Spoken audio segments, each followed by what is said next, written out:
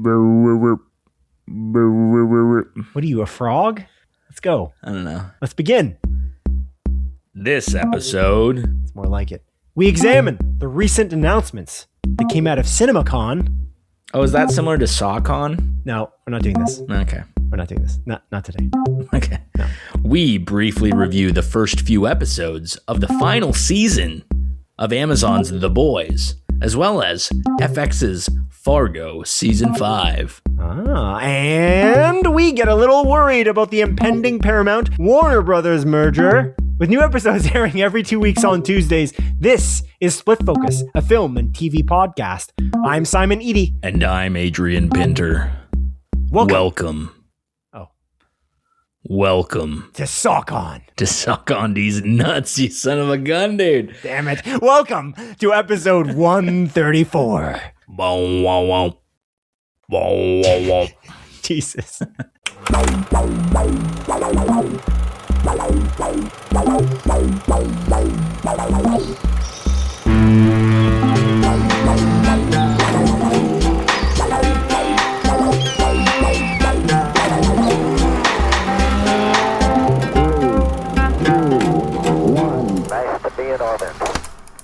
Oh, howdy there, Simon. Do you read? I can read. Yeah. I read on occasion some books, but very on occasion lately because there's just so much other media that I consume. Yeah, man. There's so much media out there these days. I've been kind of consuming a lot of media over the last couple weeks since you and I sat down in different forms, actually. Oh, okay. And I know you always say that I don't know how to read. You always point that out, that I don't know how to read, but that's not true, actually, Simon. Oh, because I started reading the Berserk manga. You ever hear about Berserk? I know about Berserk, yeah. I love it's the manga, though.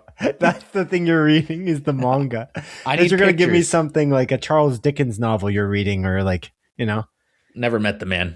He's never given me any of his books. But you're reading a comic book. It's intense, though. I hear that Berserk is very intense. It's pretty dark and intense and gritty, but I'm not much of a manga reader. I did back in the day when I was maybe in elementary school and high school and stuff, but kind of fell off of it. Read some comic books in my day, but this was at my local library, Simon. Right. As you know, I've been going to the library a lot. I'm typically just getting games from the library, video games. Yeah. But I saw this in their catalog. I'm like, I'm actually going to get a book this time. Wow. I'm about halfway through. This is the deluxe volume. It's many pages. I'm about halfway through. I read like pretty much half this novel, 346 pages in like one sitting. Again, wouldn't call it a novel, but it is cool. Yeah, the picture novel with beautiful art. Yeah. And it's fantastic, dude. I really got into this, and it made me like kind of think about like my attention span, right? Because like sometimes I can be locked in, right? Yeah. If I'm reading a book, but like when it comes to TV shows, I can't. I literally can't sit there and watch it for whatever reason. If I'm playing video games, I'm doing something. I'm in it. If I'm watching a movie or a show with my wife, I'm okay. But whenever I'm by myself, I can't do it. So I'm trying to figure out what's up with this brain of mine that I can sit here in silence and read a book. Again, there's a bunch of pictures and stuff, but I can't sit and just watch TV. Right. And I was questioning this all week as I was watching a lot of TV.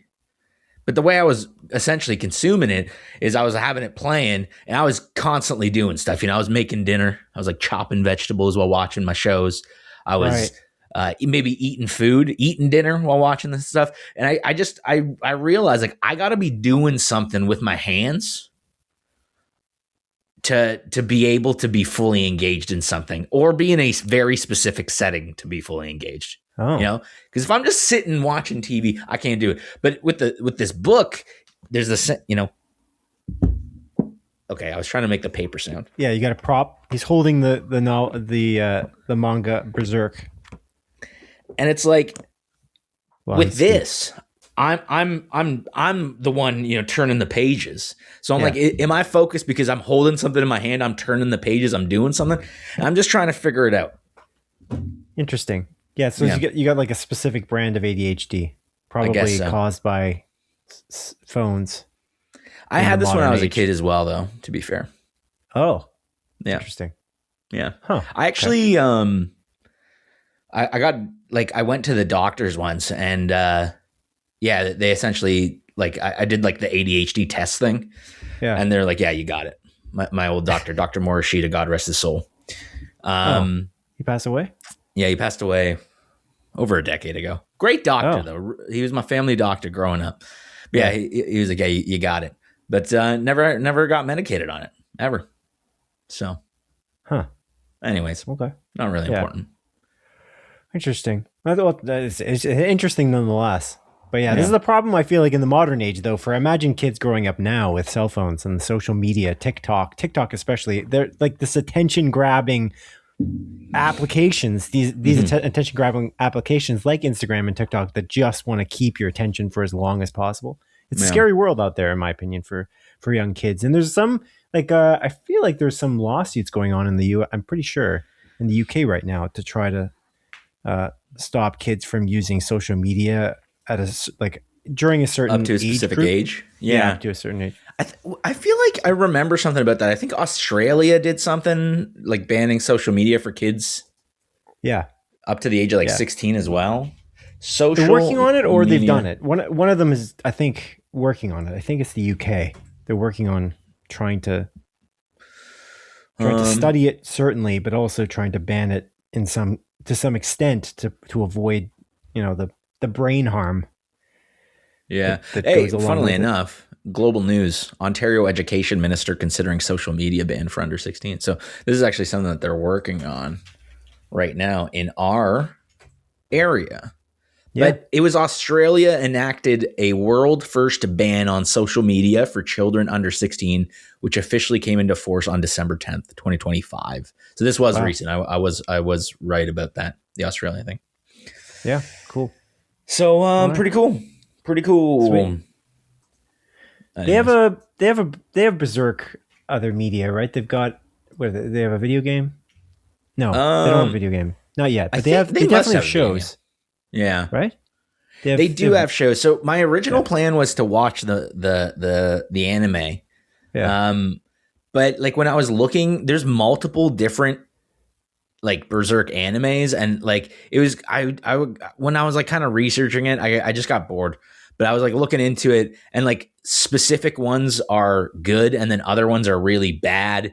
And I just didn't know which one I should watch. And I also didn't understand. I'm like, is this covering the first arc, or is this just a random arc? Because it's like, I don't know, it's like whatever, Golden Circle arc. I don't think it's called the Golden Circle arc. I'm just saying it. Yeah. And so I was kind of confused, and I was like, you know what? This is at my library, so I'm going to read. I'm going to try reading. The issue is, though, Simon, is that they only have this one at the library. I think there's like 17 deluxe volumes or whatever. Whoa. So give or take a bit. Jeez. And they only have the first one, and they're like about $50 each. So I'm really liking it, though. So I'm like, do I start buying these? Do I start purchasing them? Because I want to, It's done now, right? They're not making more of that. That's older. Yeah. So the original author, Kentaro, where is his name? Kentaro Miura. He passed away, I believe, in 2020. There's something around those lines. And I think they like maybe his like protege continued the story. And then they had volumes releasing up until 2021. But I think this started back in the 90s. Yeah. So it's pretty old for my older, I guess. It's strange to call it in the 90s old. Yeah. That would make me old. You are old. So, thanks. You are old, and so am I. Gee. But you're older. Thank you. So I am older. Yeah. That's true. All right, Adrian. I just want to start this episode off with a little correction here. That's not really a correction because we weren't incorrect, but we're now incorrect. And the time in which we recorded the last episode, the space episode, to when it aired, The Hollywood Reporter reported the Project Hail Mary actor Ryan Gosling had dropped out of the Everything Everywhere All at Once director's next science fiction film. I think it was like the same night. Yeah, you texted me. Yeah, and I think I said, well, shit, or something like that. Yeah. Because we just recorded and he then dropped out, which kind of sucks. I was kind of looking forward to him collaborating with the Daniels. Yeah. Daniel Scheinert and Daniel Kwan. on the was next, it scheduling the conflicts? next I can't remember, right? Was it scheduling conflicts? I think so. I don't know if they went into too many specifics at the time. Maybe there's more now out, but I think it was like scheduling. But scheduling conflicts is like it's like creative differences. Those two things, they're so broad. Yeah. What does that mean exactly? But it's like, was there also like scheduling conflicts, but also I don't want to do it. I read the script. You know what I mean? I don't know. Like I decided to do this other project instead because I like this better. I don't know. I always wonder about that. Those two things, because I feel like they're not really going to tell us. Yeah, it's convenient to say creative differences. And I'd love to know the drama. Conflicts. Yeah. Tell me the drama. So that's kind of sad. I'm looking forward to this next movie because this is their next film. I'm pretty sure. And I love Everything Everywhere All at Once. It's one of my favorite movies. So it's in my top movies in general, but on Letterboxd, etc. So okay, yeah, I really like it. I do really love that movie as well. It made me cry. Yeah, and laugh for me too. There's some moments in there where just like I can't believe it. It's a roller coaster. It's great. It's great. Yeah. Did you ever watch Swiss Army Man? I feel like I've asked you this before. I didn't. You did, right? Yeah, I did. It's really good. Yeah, it's really good. Yeah.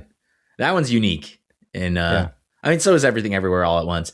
But yeah, Swiss Army Man is very unique as well. It's quite humorous, indeed. Yeah, I mean the premise is humorous as a start. Yeah. Paul Daniel Radcliffe. Yeah, it's cool. It's good stuff. Good stuff, dude. All right, well, let's just get right into it. To what we've been watching this week, Adrian. What have you been watching this week, my friend? Yeah, man. So I've watched a good chunk of things, actually.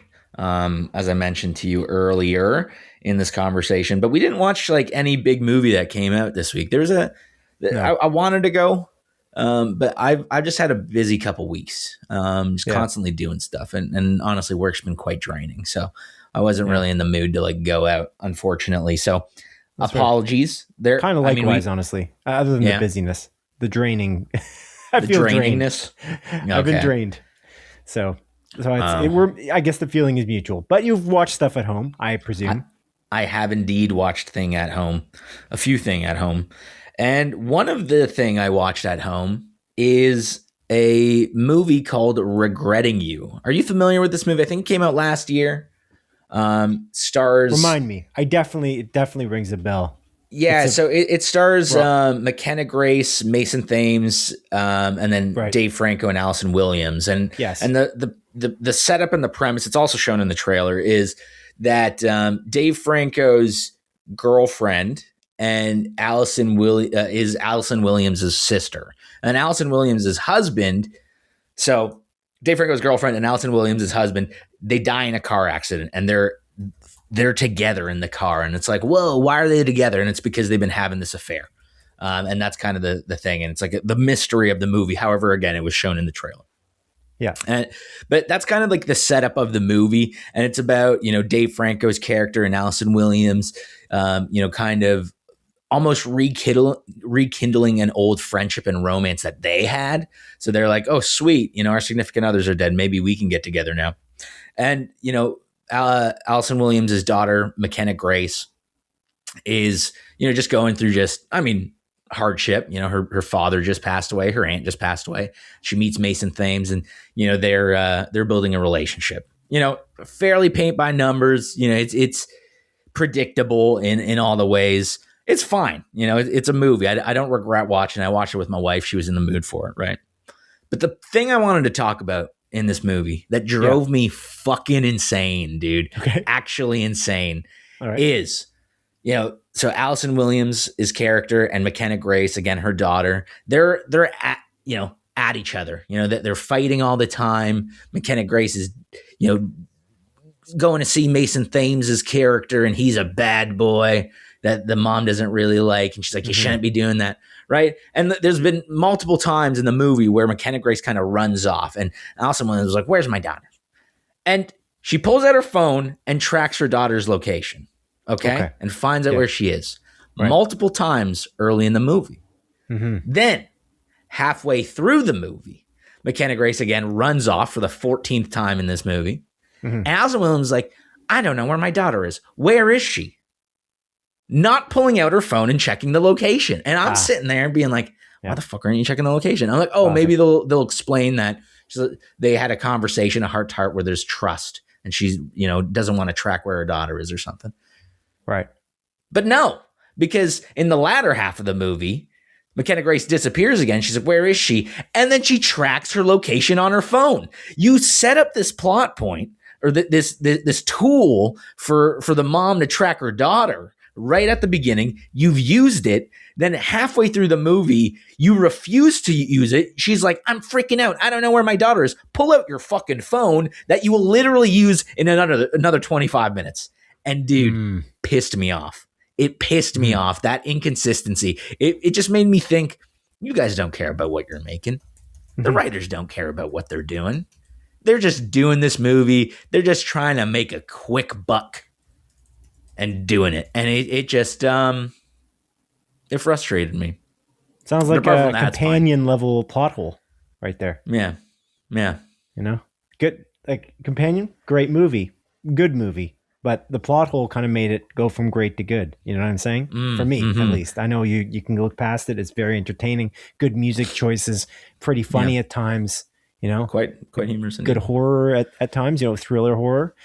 But alas, the plot holes pissed me off. That's what this sounds like. That would have annoyed me. I definitely would have noticed that. I definitely would have. Yeah. It's funny that you would think that it's like I often play video games, and then find like a weird bug. Yep. And I'm like, did you play test your game? Is constantly my kind of my thing. Like, how could you not have seen this? This is so obvious. And is this the same thing here? Like, did you watch the film? Or how did you arrive at this problem? You would think you would like then add a scene or something, but you can't even fix that because they went back and forth. They went, I feel like I would have been almost okay with it if they didn't go back to the phone tracking thing. Right. Yeah, you were like, they did. Maybe they cut it out. Maybe there's a scene we missed, but that's fair because we're not going to see their whole lives. Anyway, okay. But good to hear. Good to know. Anyways, yeah, it's fine. I don't really recommend it. But you don't regret it. No, I don't regret it. Yeah, I don't regretting you. I don't regretting you. I know you. You said I don't regret it earlier. I thought you were going to do a little punny thing with it, but you didn't. So I tried to line you up, but it didn't really work. No, I was starting to think about myself. Yeah, sometimes it doesn't work. Anyway, anything else you watched, my friend? I did watch a few other things, Simon. Okay. I did watch a few other things. I wrote them down. Cool. Tell me about. I know them. The other thing I did watch is The Pit season 2. It's done. It wrapped. There you go. I finished the episode. And the season? Yeah, the season. Yeah. Oh, you finished the finale. Is that what the finale of season 2 of The Pit. As I've been watching, and I've been quite critical on the show of this show. I enjoy it. I was saying I do enjoy it, but again, there's a level of absurdity, especially with the first season. Yeah, that is just like, man, so much going on. Season 2, I almost feel like it toned it back, or I just got used to it and stopped paying attention to it as much. It's one or the other. But I am going to tell you something, Simon, and it kind of pissed me off a little bit. Not about the show, but about myself. Is there was a scene in the last episode where I started tearing up, and I'm like, damn it, I fell for it. I got too invested, and my eyes started welling up, and I was like, damn it, they got me. It took them 30 episodes, but they got me. And you know what? Shout out to The Pit season 2. It's good. I enjoy it. It's very on the nose. You should have been making a sandwich during that scene. You should have been making some goulash or something, with your hands. If you're using your hands more, you might not have teared up. Yeah, it's possible, man. It's possible. But it is quite enjoyable. Again, it is like very intense, and it like there's always something going on. But the acting is honestly genuinely superb. I think the writing at most times is pretty good. It is very on the nose with its messaging a lot of the time. Just very much on the nose, I think. But that's okay. I don't think that makes it bad. It just it's made for a slightly dumber audience, I guess, in that case. I feel like it's like, hey, just so you know, this is a bad thing. Here's the message in this situation, by the way. Right. Let me tell this other character that is rolling their eyes at this situation why they shouldn't be doing that. It's very much like that. Right. But again, it's good, dude. It's good. I can't talk shit about it. I talked enough shit about it. I enjoyed it. I watched 30 episodes of this fucking thing. Am I going to watch season 3? Most definitely. So who the hell am I? I can't make a show like The Pitt. Right. Why am I even critiquing anything? I can't do any of this. What are we doing here? Yeah. Why are we here right now? What is going on? We're so unqualified for this. Yeah, it's absurd, man. It is true. It's funny. It's always funny to me. It is a thing in general. Like there's all this, like there's a whole industry out of reviewing movies and video games and TV shows. It's like, I'm not making a friggin' movie. I can't even do that. Why would I be able to review it? It doesn't make any sense. Or review, especially a video game, like how complex that is great. Well, I guess the complexity could be seen as similar, but in some aspects. But anyway, it's interesting. But I mean, there have been a few like reviewers that have gone into the movie industry. Like Chris Stuckman, most recently, he's like a big reviewer on the YouTube, and he made his like Shelby Oaks movie, which I've been meaning to watch. Right. Yeah, but all right. A couple other things that I watched. Again, I don't want to take up too much time here. The Boys season 5, the final season is here. I'm watching it. I'll be honest with you, man. I'm just over The Boys. I'm gonna finish this series. It's like the sunken cost fallacy. I've watched 4 seasons of it. We're going to the end. Yeah. I just gotta finish this. But I feel like I was pretty down on the show in season 3 and in season 4, and that hasn't really changed in season 5. And it is just so, I guess, kind of like The Pitt in a weird way. It's just very on the nose. It is just it like with its parodying of the current United States administration and everything like that. It is crazy. Just like they don't give a fuck. They're just being like, yeah, it's almost like not a parody because the shit that's going on in the real world is just as absurd, if not more absurd in some cases. And it just, I'm over it, man. I don't fucking care about this, like all this. I just want to watch something sometimes and not be reminded of everything else that's going on. And it is kind of annoying. But I don't really remember this in the earlier seasons with The Boys, but I feel like season 5 is like tonally inconsistent in a lot of ways. They like, it's always been kind of wacky and zany and everything like that. But I feel like I remember there being a lot more heartfelt moments in the first few seasons that weren't immediately like undercut with comedy. Oh, okay. And I feel like season 5 is just simply not giving any room to breathe when they try to do these like heartfelt emotional moments. They like try to do something and they're going for it, and then all of a sudden it's like dick joke or big it's just I don't know, it's just so, I'm over it, dude. I'm fucking over it. I'm gonna finish it, but I'm not really enjoying it. I don't know, but I gotta know how it ends. That's and there's something interesting about The Boys.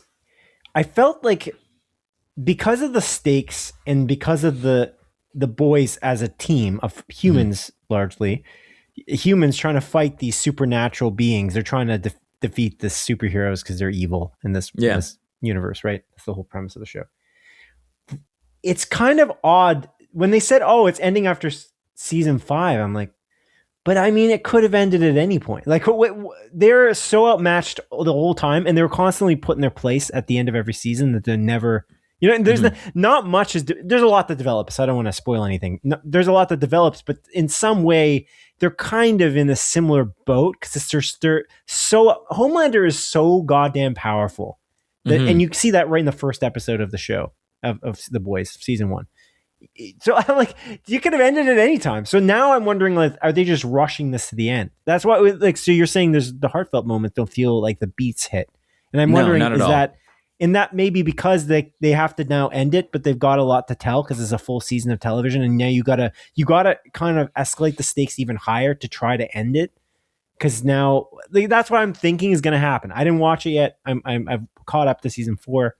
I'm just waiting because it's week to week as usual in my classic thing. I'm just gonna watch it when it's all done. But I that's what I kind of felt like when they said, "Oh, it's ending after season 5." I'm like, really? Like, has there been a development that would allow them to like to win or lose? I don't know. I guess to lose, they could always lose. So I'm not even sure.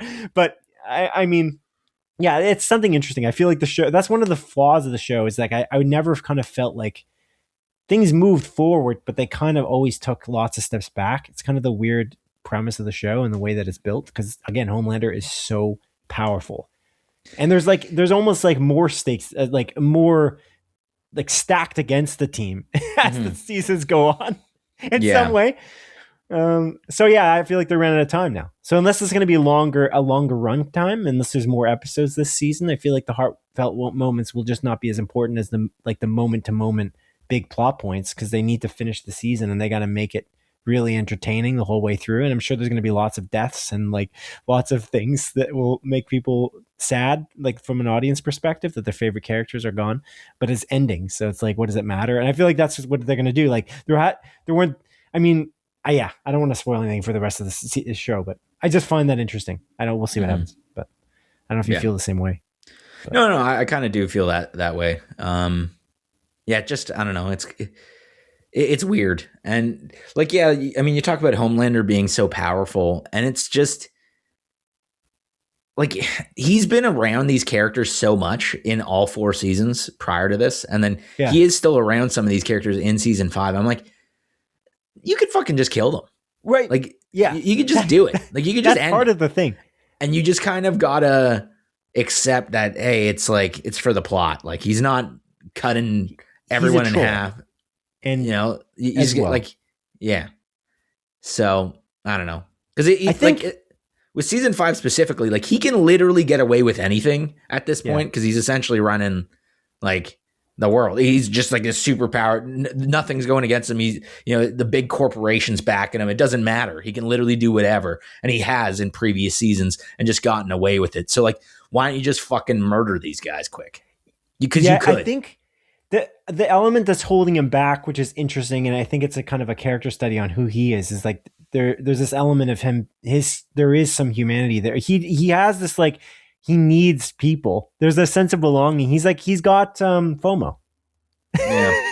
It's got serious. I was gonna say, for lack of a better term, but I could have thought of something better. But it is kind of true. Like, he feels like he has to belong, much like we as humans kind of. He's not a complete sociopath. He is a sociopath, but he's not completely there, because he still needs people, and so there's a connection with humanity. He's not a psychopath, I guess. Yeah. He is, but you know what I mean. Disagrees. He's on the spectrum. Is kind of what I'm thinking. So I think that's what holds him back. But to your point, this is actually why I really didn't like Far Cry. This is a weird thing to say. Far Cry 5. I don't know how far you played in Far Cry 5. Not far. But the whole premise of Far Cry, and I'm sure there's will carry into the show on FX that Noah Hawley. No, it's not Noah Hawley. It is. Noah Hawley and Rob Mack are making. I think that's the weirdest thing about Far Cry is, like, there's this person you're playing in the game. You're playing a guy, like an ordinary Joe who is put into extreme position of survival, and he's got to survive against, like, huge greater forces, typically like some kind of a despot, some kind of a dictator. It's a crazy person, or somebody who's leading a region of a country, or the country itself, and they're basically controlling everything, including you. And they taunt you consistently, and then they capture you consistently, but they don't kill you consistently, which is very odd. And this happens in almost all the Far Cry games, but it happens a lot in the 5th one. And I was always like, just kill me. You have me here. What are you doing? I've killed hundreds of your people. What are you doing? I killed your siblings, you freaking idiot. What are you doing? It doesn't make any sense. Because you're in Far Cry 5, you're going up against their family, and they're all bosses. So it's like, and then they keep capturing you and then talking to you like, oh, hey, buddy. Oh, you killed Sammy. Oh, like, okay. You have me tied to a chair, and then they let you go each time. They always put you in a position where you get to go. I'm like, why are you letting me go? It doesn't make any sense. Anyway, that's what I kind of feel like with Homelander. It's like, guy, these are your nemesis. Is no one's gonna even know. People don't even like these people. What are you talking about? They don't even like this team, the boys. They think that they're domestic terrorists. Like, it's just fucking murder them. Right. You're fine. You are literally getting away with genocide. And it's like, no one cares. Like, everyone's cool with it. It's just fucking do it. Like, dude. Bugs, though. He's playing with his ant farm. I think that's what it is a little bit too. But I think I think there's some element of, again, he's got some of his humanity. I think that's that would be, I kind of hoped that as the seasons would go forward, that maybe they would tap into that a little more and like humanize him more potentially. But no. I don't know if they really did that to the extent that I wanted. And again, I don't want to spoil anything, so I'm not going to go into too much detail. But yeah, anyway, Homelander is really powerful. So we'll see what happens. I'm very curious to see how it ends. I don't mind the political stuff personally. I don't really care that much. It doesn't really bother me, but I completely see where you're coming from. It's like, again, it's just annoying, dude. Like, it's so overt. It's just so in your face. And I'm just like, I understand that this is a parody. I get it. But it's like, man, let's just move on. We've been dealing with this for fucking a decade, essentially, like in real life. Yeah. And it's just like, just fucking move on. Okay. But I don't know. I feel like they doubled down on it in season 4, and it's like you can't like backtrack now, right? And it's just they're like, okay, well, we got to go even further with it. And it's just like, dude, I'm tired, boss. I'm tired, boss. yeah. But anyways, that's pretty much what I've watched. I'm watching Invincible, but I think the season finale is this week, so I'll talk about it next episode. And sweet. I've also been watching One Piece season 2, and but I'm only like 4 episodes in, so I'll talk about it once I finish that. So sounds good. What about you, man? Sweet. What have you watched? First, I just want to say the Artemis 2 mission. I'm just completely, I don't know.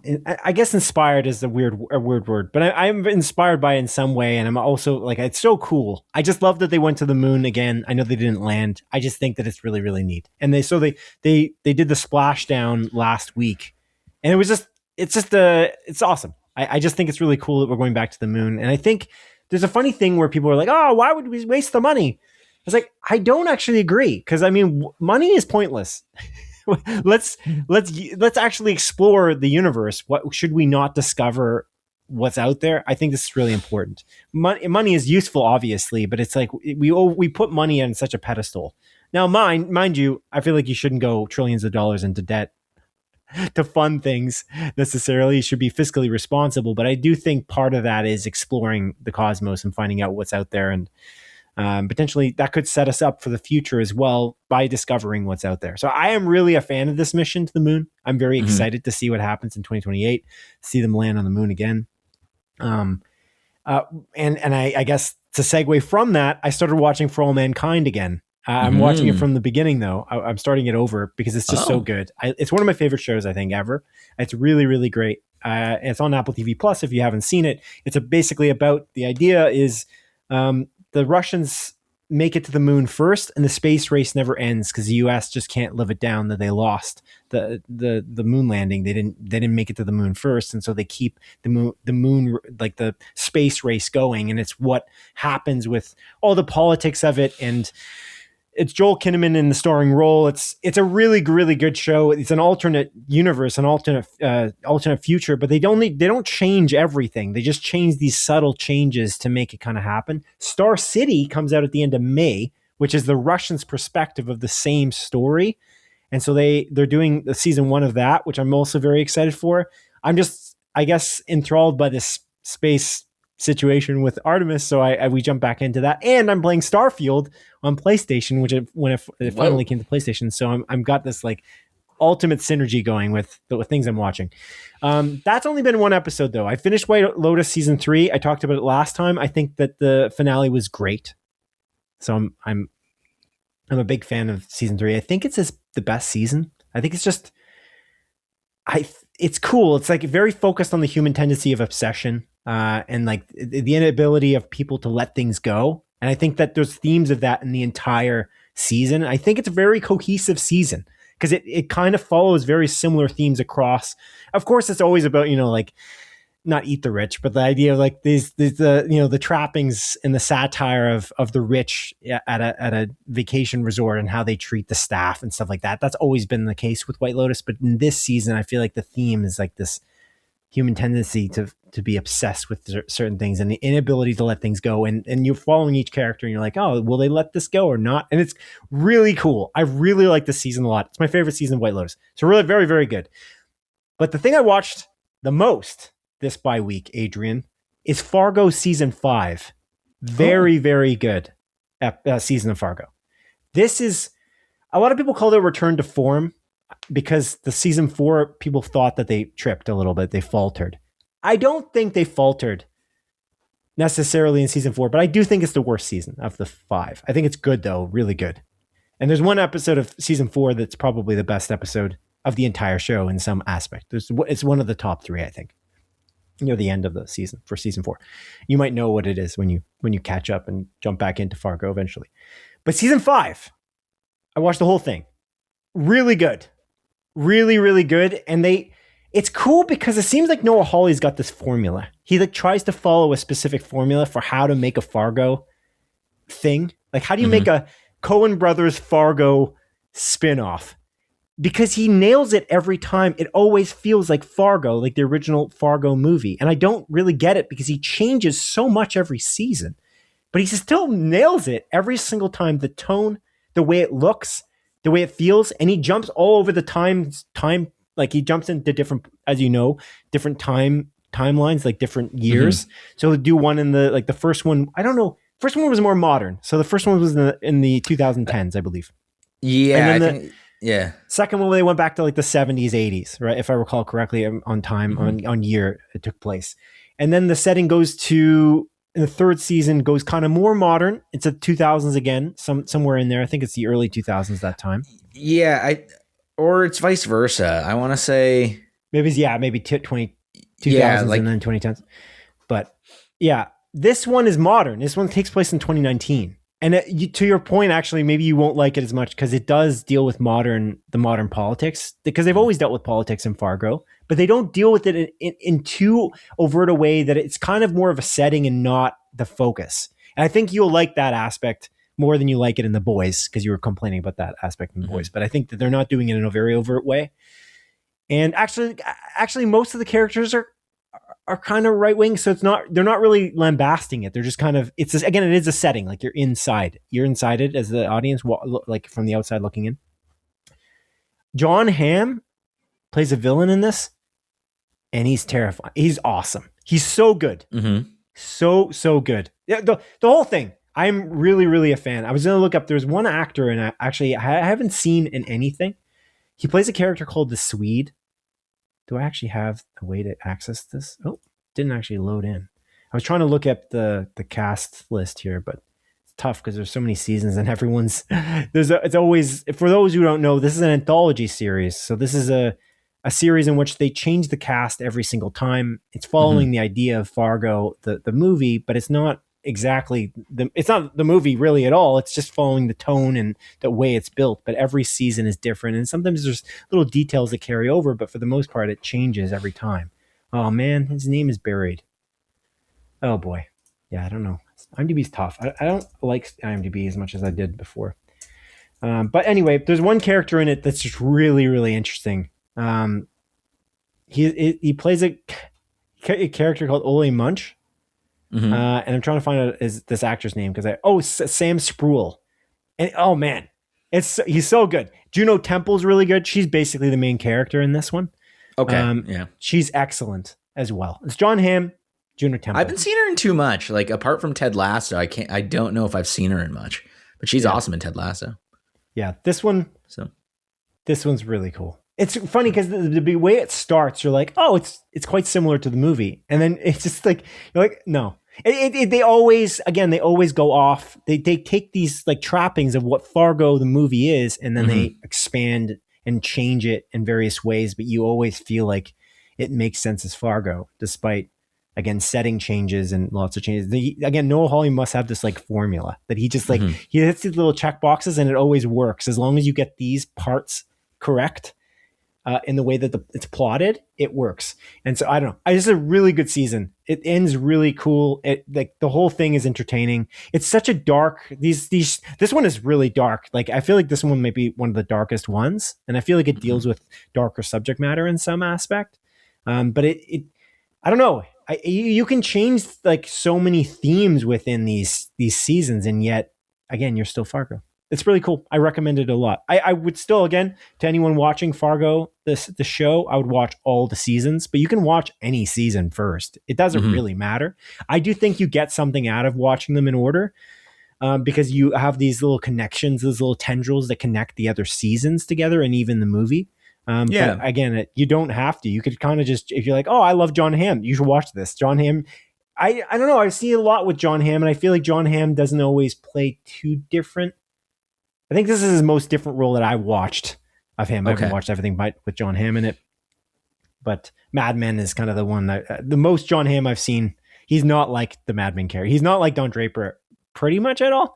And it's really cool. It's really cool to see. And he was really impressive. Juno Temple's really good. Juno Temple's really good in this as well.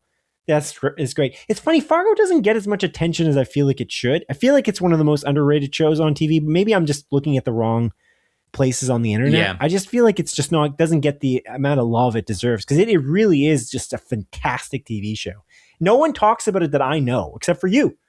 Yeah. that's it. And now my wife, because we both watched it together and watched the whole thing again. We watched it from start to finish up until season 5. But it's on Crave, Adrian, if you ever have the hankering to go back to it. It's really good. I do indeed. It's just a matter of, like, me and my wife, we watched the movie together, which she didn't love, but she's like, yeah, it's good. And then we watched the first season together, which again, she liked but didn't love. So like diving into season 2, she was like, maybe let's watch something else first. And now it's been like a year. So I don't know if she'll ever come back with me, but I really like, I think seasons 1 through 3, which are the 3 that I watched, are immaculate. I love Fargo. It's one of my favorite movies of all time. So yeah, I don't know. I've only heard really good things about season 5. One of my other buddies that he actually watched season 5 and said that it was good. He just skipped season 4 because he heard that it wasn't that great, and then just watched season 5. But yeah, so this buddy watched all the seasons except for season 4. I think so. I don't know if he watched season 3, but I feel like he did. I'm gonna watch season 4, obviously.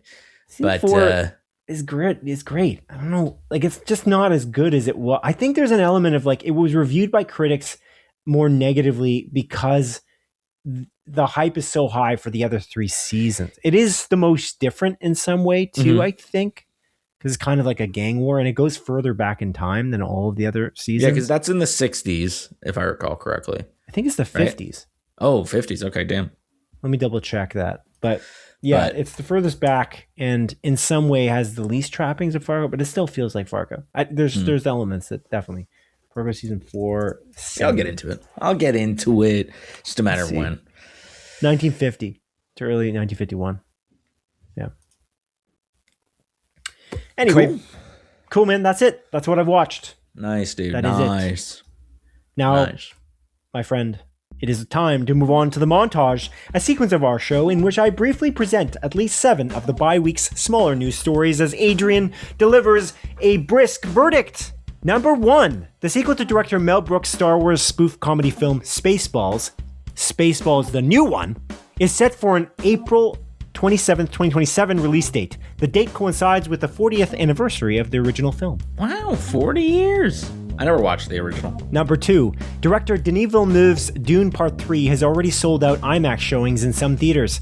The Warner Brothers produced Dune Part 3 premieres in theaters on December 18th alongside Disney's Avengers Doomsday. Whoa. What do you think the chances are that this does better than Avengers? Low. Yeah, I agree completely. Number 3, as revealed in an interview with Collider, Thunderbolts and Beef director Jake Schreier has revealed that Beef showrunner Lee Sung-jin and The Bear co-showrunner Joanna Kahlo are currently co-writing a script for the Marvel Cinematic Universe's upcoming X-Men film. Wow.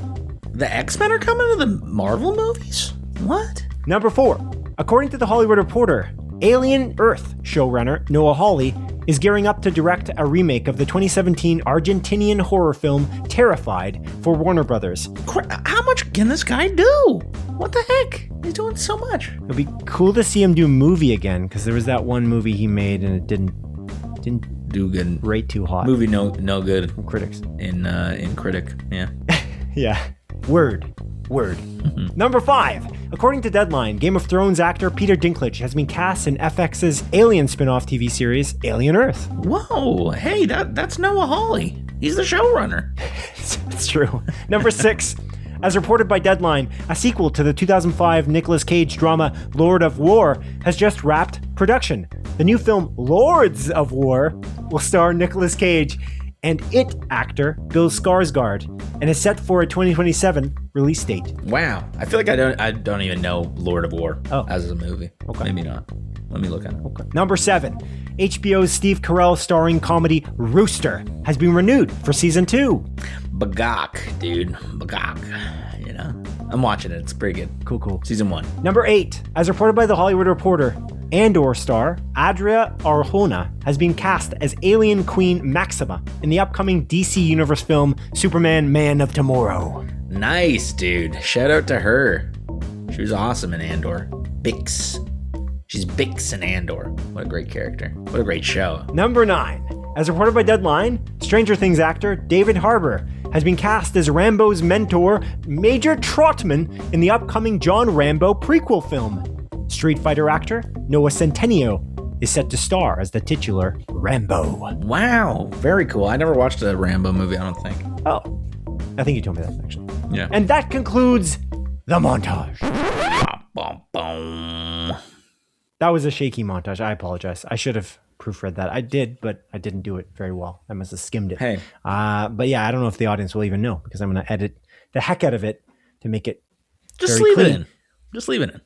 Just leave it in.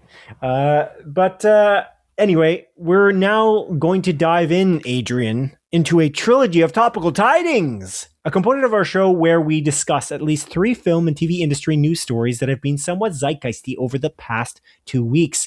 The first one is a big story, but it may or may not take much of our time. I don't know. It depends on how much you looked at in terms of this. But I'm just looking to throw this into the ether to talk about the interesting headlines from CinemaCon 2026 from the perspective of us outsiders who obviously did not attend CinemaCon. There was a lot. Is that similar to SockCon? I knew you were going to do that. I knew it. I knew for sure. Anytime there's a con in there, you're going to talk about SockCon. I try getting people on Marathon when we play with that, but then you always ruin it. You're like, oh no. Oh, geez. Okay, next time, I promise you, when we play Marathon, the video game on PlayStation from Bungie, I'm going to not do that. And then we'll see if it works ever, because I don't think it's ever going to work. You're never going to get anyone. Actually, no, didn't one guy get you? Didn't he get you on a D's Nuts thing or something? Or something like that? He didn't really get me, but he essentially did like an Uno reverse card. Yeah. Or whatever. He reversed you on it. And I'm like, hey, that's fair. That was good. Yeah. Good for that guy. That guy's our best friend. Whatever his name is. Our best. We played with him for one match for 30 minutes, and now he's our best friend, apparently. Yeah. Okay. I'll never CinemaCon, forget that guy. did you look at the headlines for CinemaCon? I looked at some of the headlines for CinemaCon. Not all the headlines for CinemaCon. I have there was so a many. lot of little tidbits, and I can just run through them, and then I can pick out the ones that I am interested in. But if you can just stop me when it's kind of, I guess, you're keen on it, if that works. Yeah. I'll kind of leave some of the best for last, and then we can kind of go from there. Because I have 3 points, 3 things that I kind of want to talk about, I think. Okay. Maybe 3 or 4. All right. Everyone kind of showed up in force. It seemed like a lot of the big studios showed up at CinemaCon to talk to the exhibitioners, and this is about kind of what's going to be at the movie theaters in the next year, the next 365 days, which is pretty cool because I feel like, again, a lot of people showed up. One of the people who showed up, which was really cool, was actually, this is one of the points I was going to talk about. Well, I guess I could just talk about briefly here. But Steven Spielberg showed up for Disclosure Day for Universal. I don't know if you saw this. No. But I just want to say this one thing. This is really cool, I think. He said that he apparently convinced Universal to not show any footage from the 3rd act for Disclosure Day. I did hear about this. Movie. I'm lying to you. I did hear about this. Yeah. That's pretty badass and gutsy. And Universal, that's why I was trying to say before, like when we were talking about who would we want? We don't want anyone to buy Warner Brothers. This is absurd. It will be stupid. It will be bad for the industry. But if we had to choose somebody, I still think it's Universal for me. It's obviously going to go to Paramount if they can get the merger to go through. But I just find it interesting that Universal, like, again, they courted Nolan, who loves the exhibitionist industry. He loves theaters. And then Spielberg just asked them to do this and they say, yeah, which I think is pretty cool. Disclosure Day, just because of that, because I find trailers spoil everything now. It's really annoying. I really want to go see this in theaters in the first couple weeks, if you don't mind. I think you're already interested in it. I would like to. I'm very interested in it. Yeah, I would like to. Most definitely. This is one of those ones I think I definitely want to go see. Spielberg is classic. He's such a good director in general. I know you don't like everything he does. I like the vast majority of things he does. I just don't like one movie that he does. Yeah, just that one. We saw The Post in theaters, I feel like, in the first week too, which I thought was fun. We did. That was like not exactly. Movie. It's not a huge headliner movie. It's not a lot of excitement, but it was really good. Oh, dude, they come out with so many headlines at The Post. Yeah. Oh, good. Oh, dude. That was not bad. That's not bad. Thank you. Yeah. Okay. I really slowed here all week.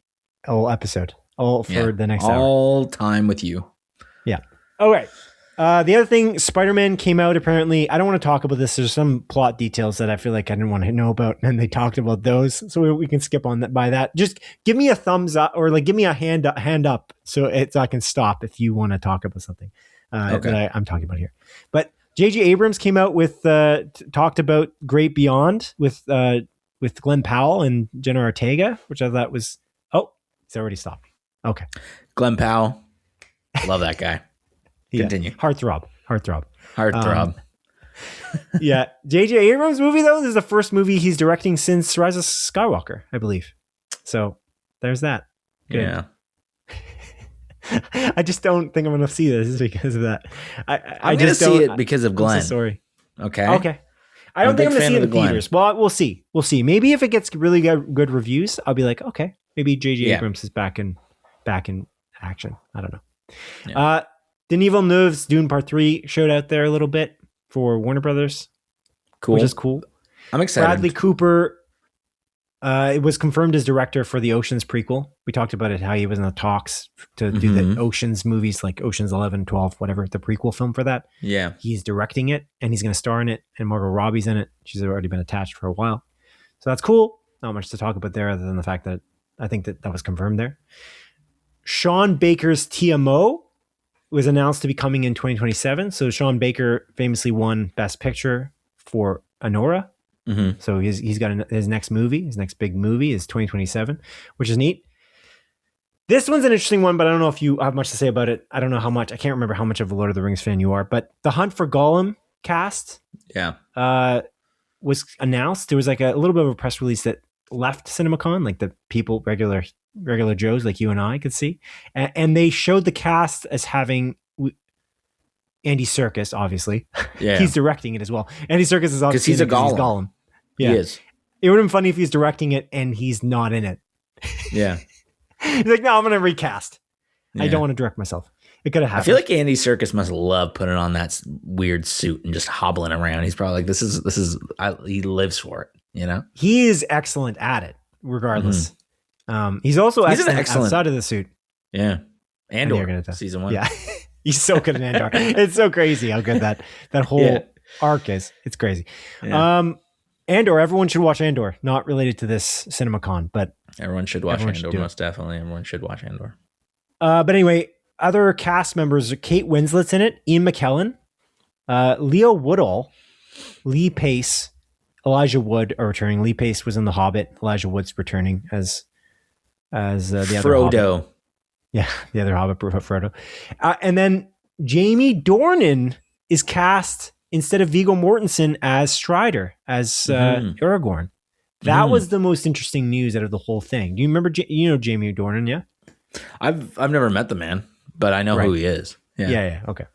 That's an interesting one. I'm curious to see how they're going to do it. Are they going to try to make him look like Viggo? Or are they going to bother? I don't know. What's the deal?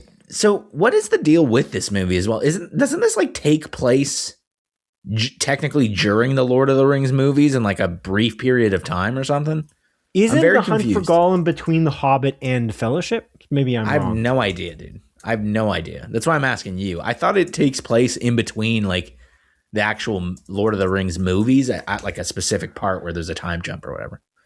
During the 17-year gap in the Fellowship of the Ring. What does that mean? Yeah. Okay. The story follows Aragorn's quest to find Gollum, spending the time after The Hobbit and before Gollum surfaces in the Mines of Moria. Okay. Yeah. So between The Hobbit and the Fellowship, the 17-year period. So Aragorn's going to be a big piece of this. This could be interesting, actually.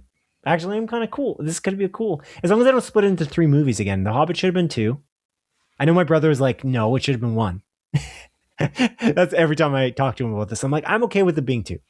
I'm okay with them expanding as to the exact letter of the book, but 3. Are you okay? See you. Yeah, I got like massaging your jaw, my ear. Yeah. Oh, okay. My ears getting irritated listening to your dumb voice. No, I'm just kidding, dude. You're all right. You're all right. You're all right. I'll speed this up. I'll speed it up. Any interested in the hunt for Gollum though? You interested in that or no? Sure.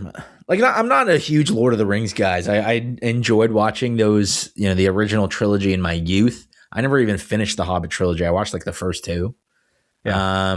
And then, but I played some of the. Yeah, honestly, like my biggest attachment to the Lord of the Rings series is the Lord of the Rings, The Two Towers, the PlayStation 2 game. One of the great couch co-op games ever. I played the shit out of that with my best pal Peter. We played it all the time. So fun. I loved that. That's probably where I spent my most time in the Lord of the Rings universe. But yeah. Yeah, I played that in the Return of the King. I also played Fellowship, but Fellowship was very hard. There was like a stealth bit in the very beginning of it. And it wasn't co-op. It was very difficult. I just bailed. Yeah. Like, I'm not doing this. I was a young boy playing PS2. But yeah, Two Towers I played quite a bit co-op as well with my sister. Mm-hmm. And I also played Return of the King. Nice. I think with my brother and sister. I can't remember. But yeah. There's a cool mechanic where you can like knock the ladders off the. I think it's in both. For Two Towers and Return of the King, where you have to knock the ladders off. You're being like again sieged to Helm's Deep. And Minas Tirith. I think I remember distinctly, but you have to like knock the ladders off so the orcs can't get you. Climb up. Yeah, it's cool. And I love the element of like, because they do this in the movie and it's kind of video gamey actually. In the movie, Legolas and Gimli are counting how many orcs they kill, which I really was entertained by because it's very video game, like competing with your friend, your co-op buddy. And they show you how many orcs you kill, specifically each match in Two Towers and Return of the King. And I thought that was really clever. In both places, both mediums in the movie. And those movies are excellent. The trilogy is really, really amazing. Like the Lord of the Rings trilogy. I gotta rewatch it as an adult. Yeah. I don't know why. Yeah. Did you ever watch the full, like the 3.5 hour versions, like the special editions? No, never. So I feel like I got to do that. Yeah. There's a lot of stuff that's like some of the cut stuff is kind of shocking, actually. There's in Two Towers, or is it Return of the King? There's one part that I'm like, wow, they cut this out. I'm kind of like surprised that it wasn't in the theatrical cut. My brother always insists that we watch that. We did like a marathon one day. We did a full day and watched all of the movies in a row. Not obviously The Hobbit, but just the trilogy. Yeah. The Return of the King won Best Picture. It's crazy to think that happened because it's so rare for a genre film like that to win Best Picture. So anyway, it's cool. But it did. It did. It did indeed. It's kind of cool. Yes. Moving on. Coyote versus Acme, buddy. Coyote. Why do you say it like that every time? I don't know. I don't know what's wrong with me. Coyote. Coyote versus Acme. The poster was shown. August 28th is the date. 100%. We got to watch this week of. Like, I want to support Ketchup Entertainment for bringing this movie back from the dead. It's crazy that this was just a write-off movie. It was just thrown into the bin. And shout out to Ketchup. Great condiment. Great movie team for picking this up and releasing it. Yeah. And Will Forte for kind of being an advocate for it too, because he was very disappointed when it got canceled. Yeah. And John Cena's in it too, I think, right? It's a cool cast. I'm excited for this. Me too. Coyote. I know you saw this because I think you liked it on Instagram. Studio Canal was there at CinemaCon, and they announced that Paddington 4 is coming, and there's an animated Paddington movie coming as well. There is indeed, my friend. There is indeed. I'm quite excited. I love the Paddington movies. I think Paddington 1 and 2 specifically. Paddington in Peru is pretty darn great as well. But Paddington 2 is like one of the great movies of all time. And I'm not even being facetious. And one of my favorite things is going to the theaters, watching that Nicolas Cage, Pedro Pascal movie. The Unbearable Weight of Massive Talent. Exactly. And there's a joke about, Pedro Pascal's like favorite movie of all time is Paddington 2, and they like sit down and watch it. And I just remember going into that. I'm like, thank God they brought this up, because like I feel like it is immaculate start to finish. It is like genuinely, I think, a perfect movie, like Paddington 2. And again, I love the first one with a passion. I just think it's just heartfelt. It's funny, makes you cry. It's just, man, I love it. I love it so much. And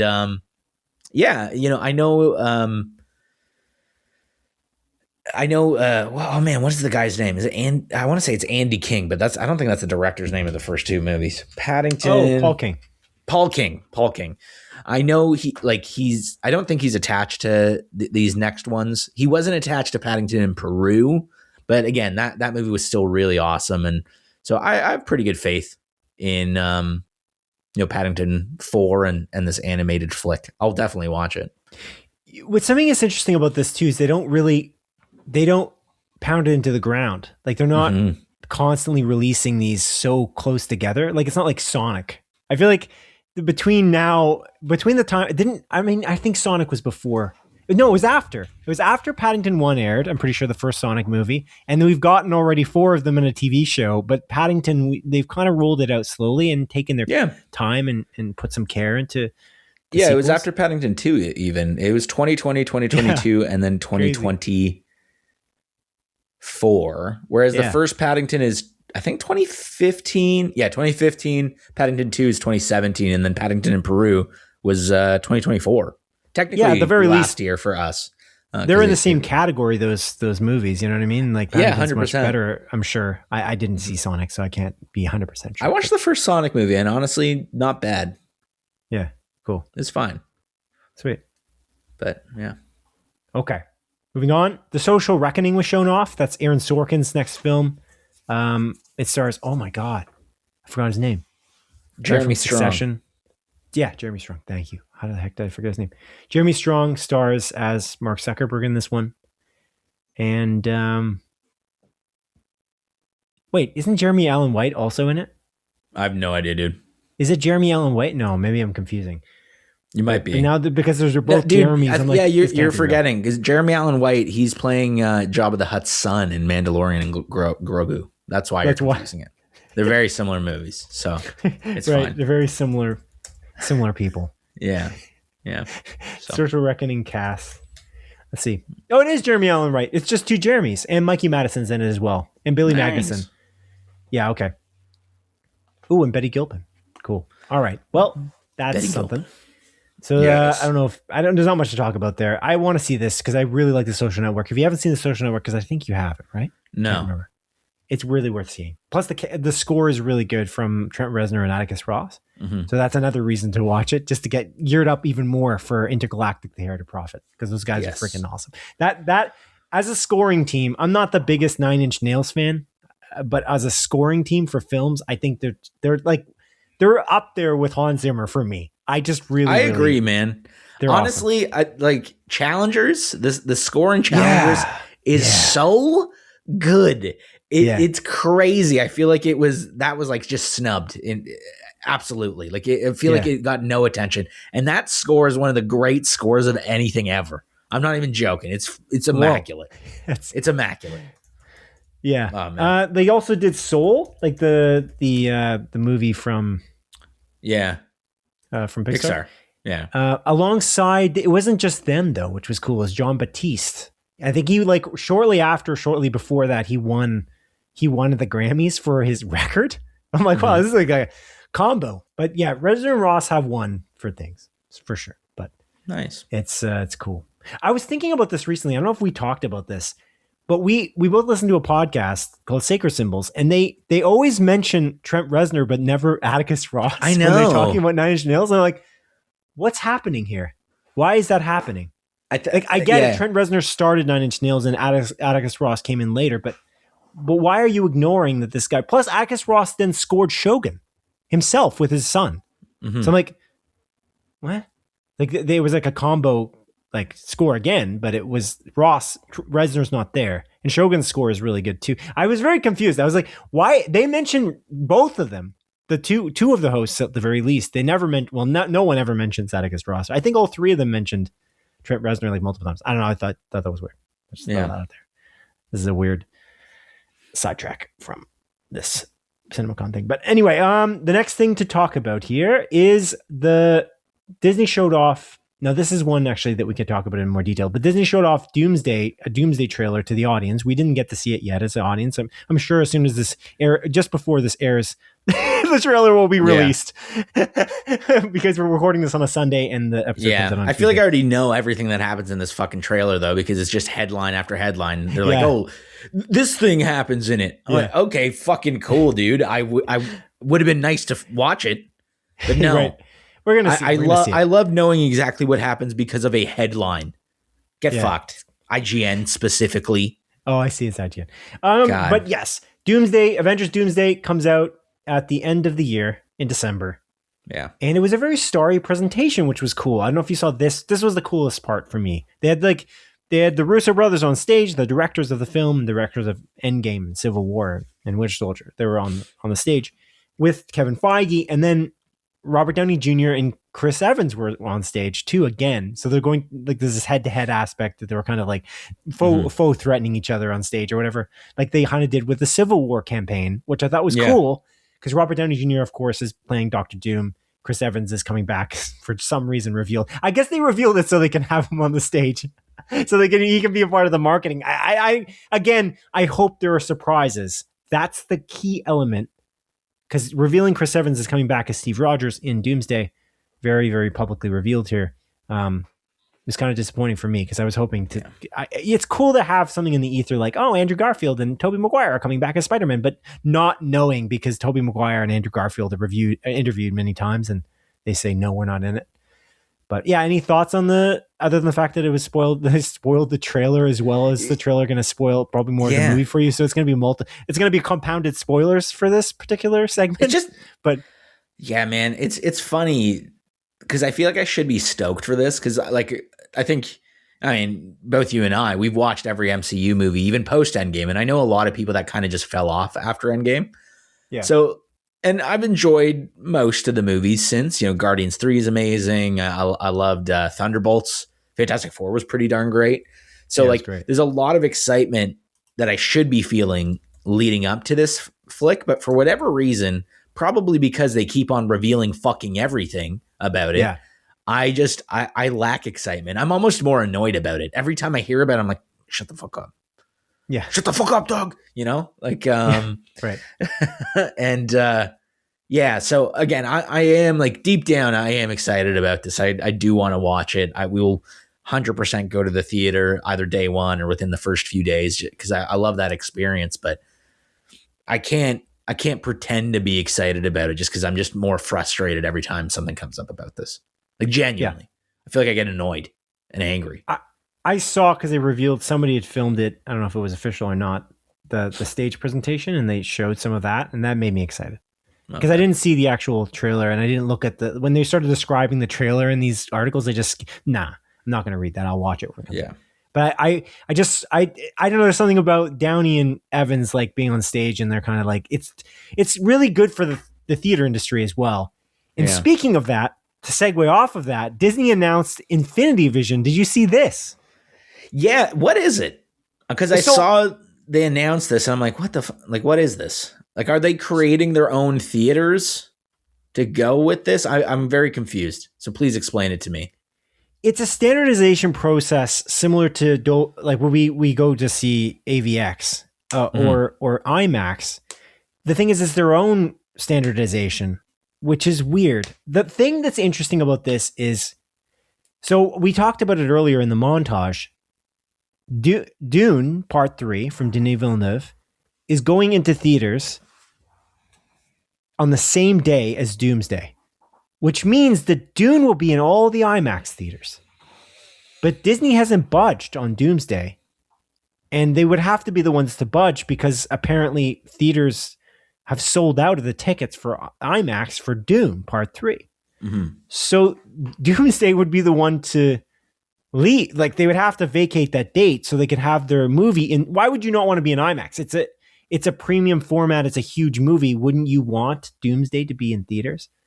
In IMAX, sorry, into the big format theaters. And that's kind of the question, is that these theater companies are going to have to make a choice. But who's going to be building this?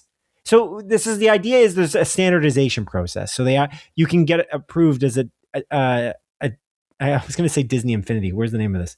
Infinity Vision. Disney Infinity. You know, Disney Infinity Vision. Disney Infinity Vision is what it is. But you have to be approved for it. It's specifically like laser projection. There's a few things, certain size of screen. They just standardizing the process. So we got a very big screen, sound, overall picture quality experience as the audience, which is cool. But there was an article I was reading that was kind of talking about how it's going to compete. That's how it's going to have their own big format that they're going to be supported by for Doomsday, because Dune is obviously taking up the IMAX screens. And I'm like, are they going to be building these theaters? Like we've just had an AVX theater, which is again a large format theater, open up near our house. Another one. So we have an AVX on one side of Guelph, Ontario. We live in Canada, and then we have another one that just opened up. Is that one going to become the Disney Infinity Vision? Is that what they're going to do? It's kind of I don't know. I'm not sure what's going on with that, because it's a laser projection, and that's a laser projection AVX, whereas the other one I don't think is on the other side of the other big theater. So maybe it was being maybe prepped to become Dolby. I keep saying Dolby. Dolby Vision. It's getting confusing. There's Dolby Vision as well. But Infinity Vision.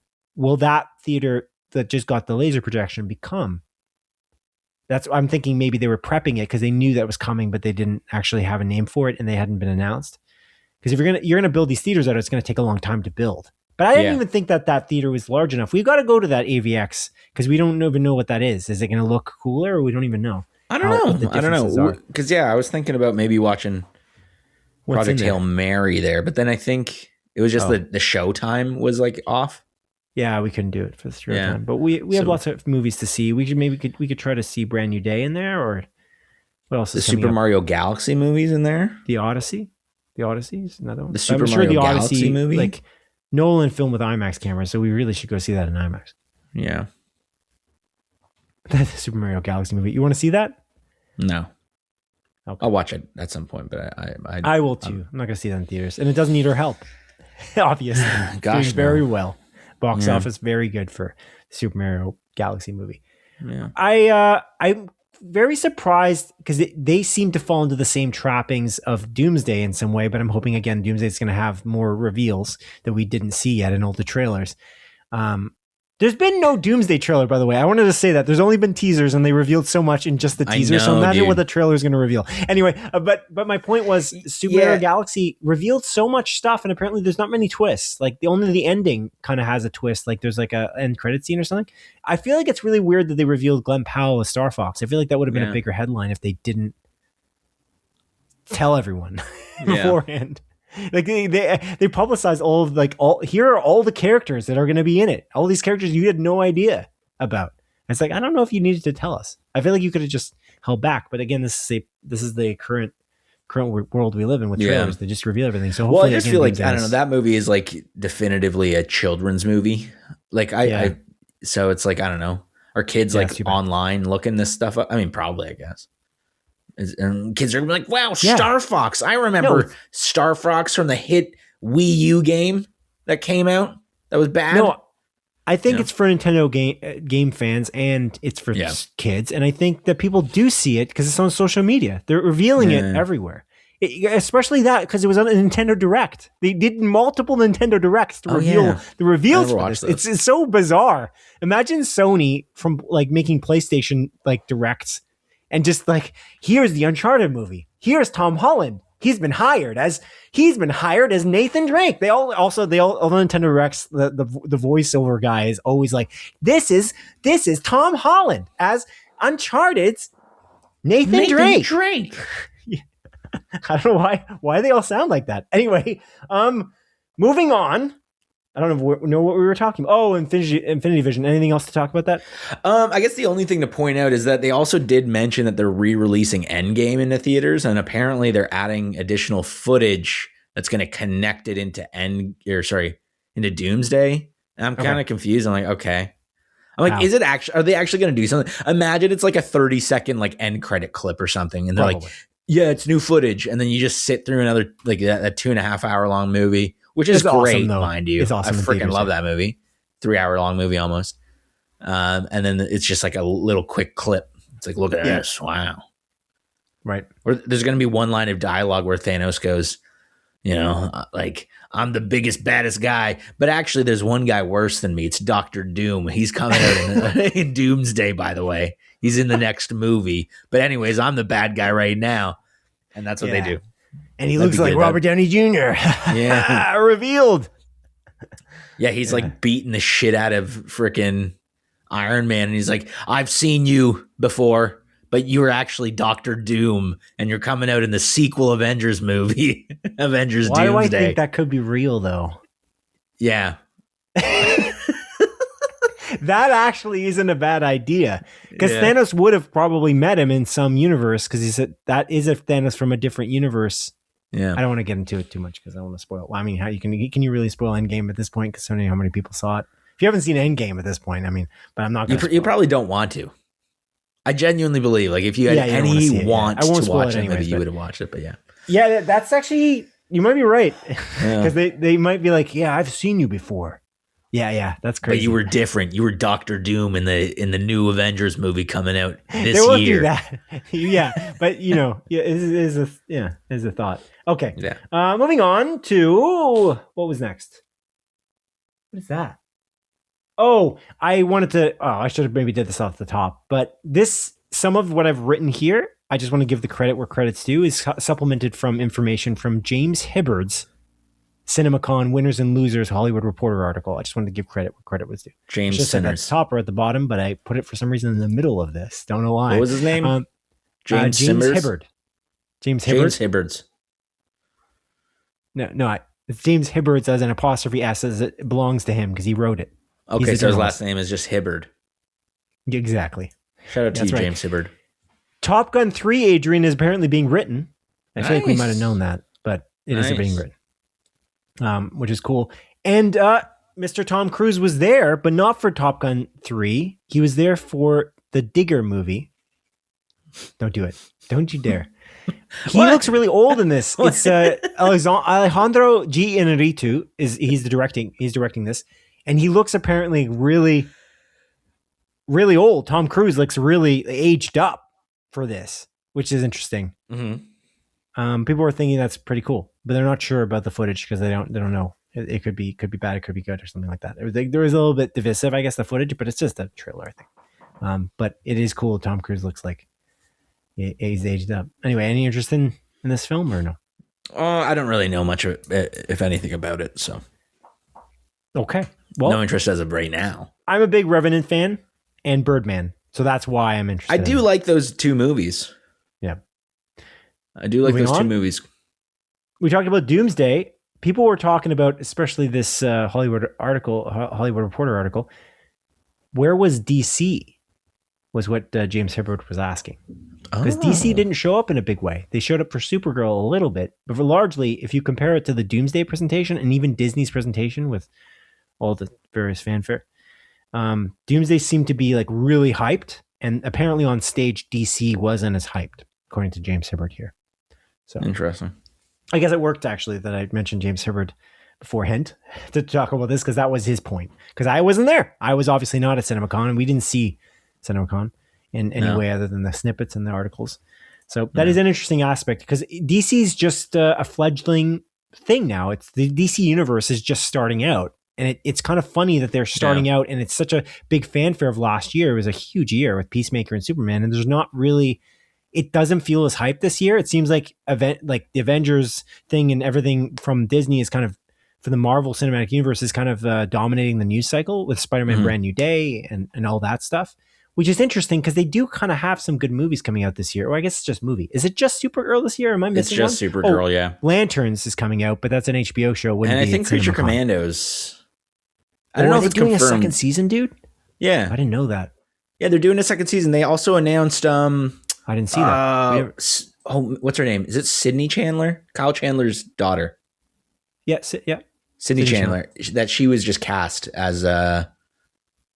Oh man, who the fuck is she? I didn't know they were doing another season. Chandler. Huh. Okay. Creature Commandos. These are shows though, so again, they wouldn't be at CinemaCon, so it's not maybe that's why they're having a bigger TV series year than they are movies. Maybe that's kind of why they were more of a muted presence. And Adria Arjona being cast as Maxima, that was an announcement made outside of CinemaCon, by the way. That was an announcement that happened in the last 2 weeks, but it happened actually while CinemaCon was going, but it had nothing to do with CinemaCon. There was speculation that Adria Arjona would be cast as Wonder Woman. Did you see that before? We might have talked about that actually. Yeah, and then we talked about that on the show. There was a lot of speculation about that, which honestly I could see. Me too. I don't really know much about this Maxima character, but yeah, again, Maxima DC. She's been in a lot over the last little bit, and she's been great in everything she's been in. Yeah, I know. She was with Glenn Powell in Hitman, that movie. Yeah. That movie's awesome. Yeah, she's very good. Yeah. Okay. She was with Glenn Powell in that one. I know. You're a crush. Your man crush, Glenn Powell.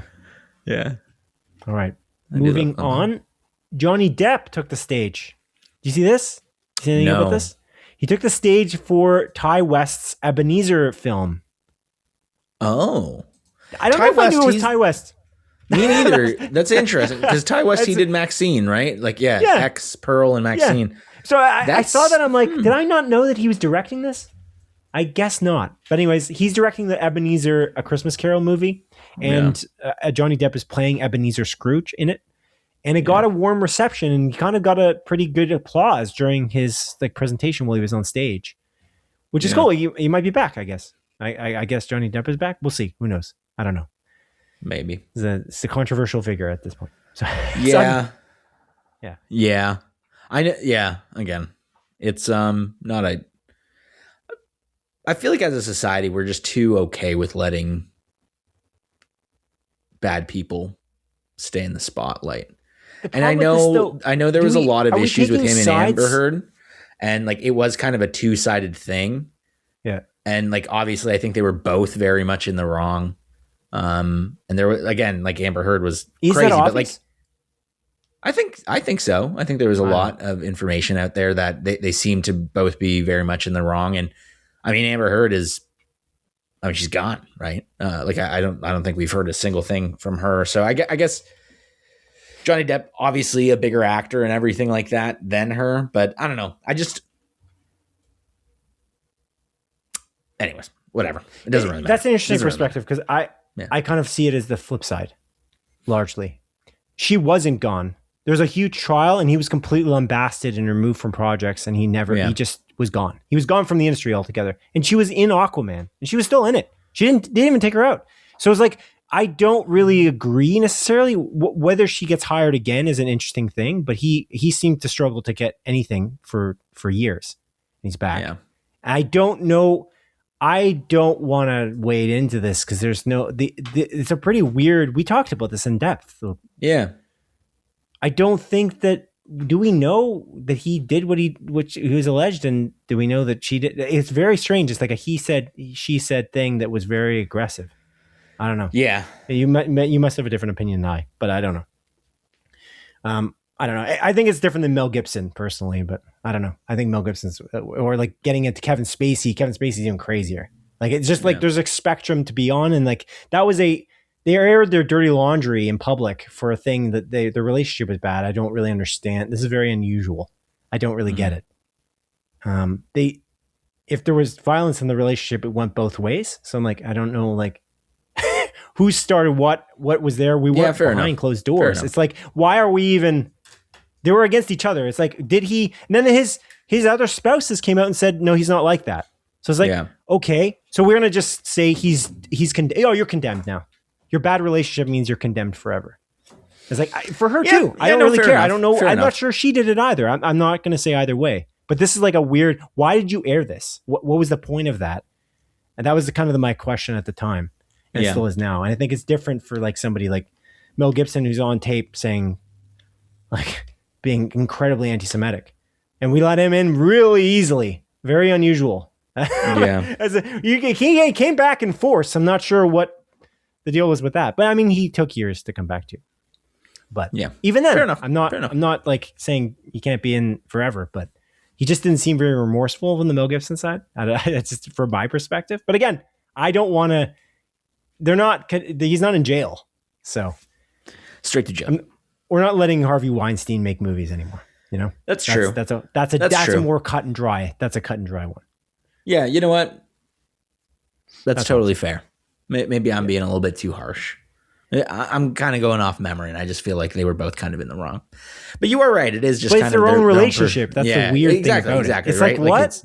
It's like he didn't go around and abuse multiple women, and they were like, oh, yeah. It's like, no, nobody else says that this happened except for her. And it's like, okay. Enough. Like, that's why, and I don't think anyone has said anything about her, like in her past relationships. I'm like, what was going on here? Why did you decide to ruin your careers over this? It seemed like nobody won here. I feel like it was a complete waste. And at the time when we were talking about it, we were like, why are they doing this? I think that was the main thing. We were like, but why? I get it. It was really bad for both of you, but I get it. But it was between you. So maybe.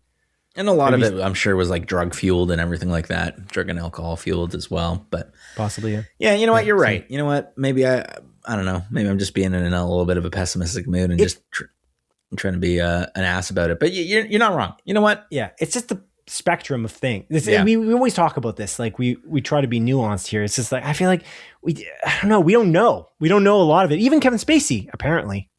Somehow he keeps getting off for all of these charges, right? And all these lawsuits. It's like maybe he didn't do it. I don't know. There's a lot of allegations. I'm not sure. You know what I mean? That one's a tough one. I feel like I have a hard time watching Baby Driver, which is one of my favorite movies nowadays. But again, he got off multiple lawsuits. Are you looking that up?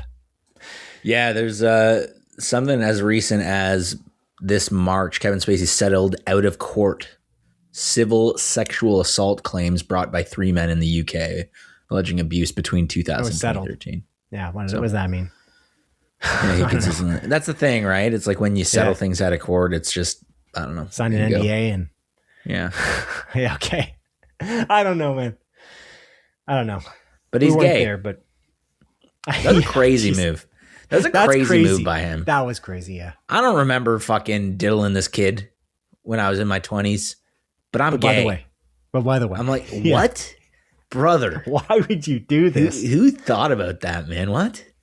Anyways, do you have a publicist? I don't know if they should be your publicist anymore. I'm not. I'm just saying. I don't know. Yeah. I'm no professional publicist, but I feel like that was a move that I wouldn't have made. Okay. Yeah. All right. Let's move on. How do we get here? Oh, Johnny Depp, Ty West, Ebenezer film. Okay. Moving on. Last thing. No, two things. So second last thing, Resident Evil.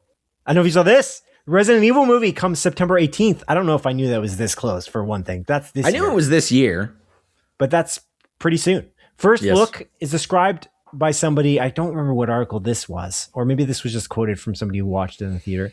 But it's described as a horror Mad Max Fury Road, which is like, whoa, okay, that's cool. But yeah, Zach Cregger has a few things coming. Other than that, Warner Brothers announced that August 11th, 2028, he's got a movie called The Flood. And then the Gladys film is also coming, I think, the same year in 2028. So the Gladys is the Weapons prequel film for Gladys, the character in Weapons. Who actually, Amy Madigan won Best Actress for Best Supporting for that role, which is pretty cool. But yeah, the Zach Cregger information. I wish we saw the trailer that everyone else saw. I'm so curious about this and how it will play, and the fact that it doesn't have the Resident Evil like the mainstay characters from the series, and how that will go over with fans, and how it will nail the tone, because he's such a fan of the games, and you are a huge fan of the games, so you're more of an expert certainly than I. Yeah. What did you make of this? Did you read anything about this? No, I'm just kind of waiting for the trailer to drop. I have full confidence that Zach Cregger is going to make something great, and I'm more than okay with it not being, centered around a plot of the game and just being in the universe. I'm sure there's going to be Easter eggs and references to what's going on, and I'm curious. I don't know if they mentioned it. I think they talk that this is kind of set like during the downfall of Raccoon City, if I recall correctly, which is right around, when 2 and 3 are taking place. Okay. So I feel like I'm sure there's going to be some references and nods to it also. I'm very intrigued. I'm stoked for this movie. I think it's going to be great. Who knows? Maybe I'll be wrong, but there was one image that was really creepy. There was like this woman.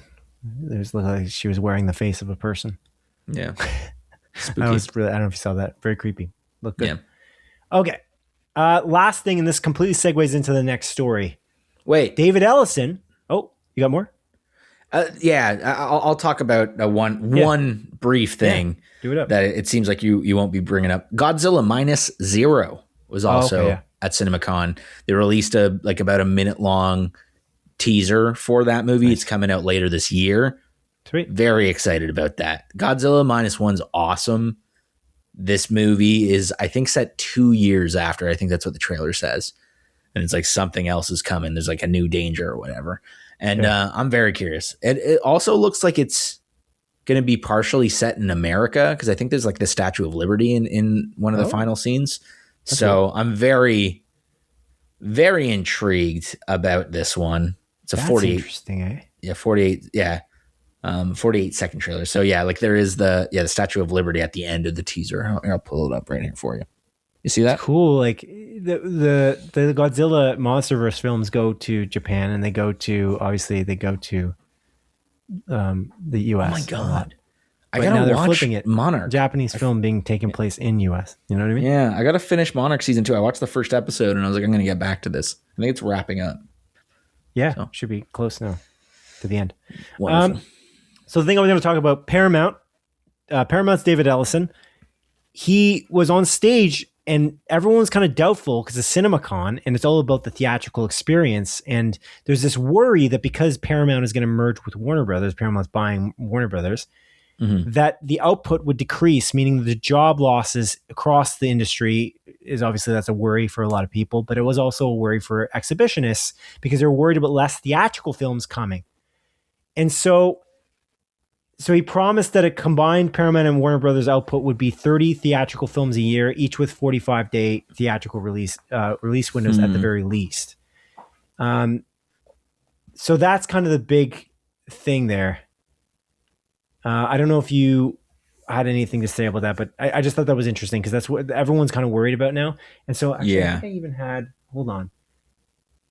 Oh, I see. That was a separate story. But yeah. So that's kind of the interesting thing there. So I'm curious to see, like, people were kind of very skeptical, but his speech kind of went over okay, according to, again, this Hollywood Reporter article.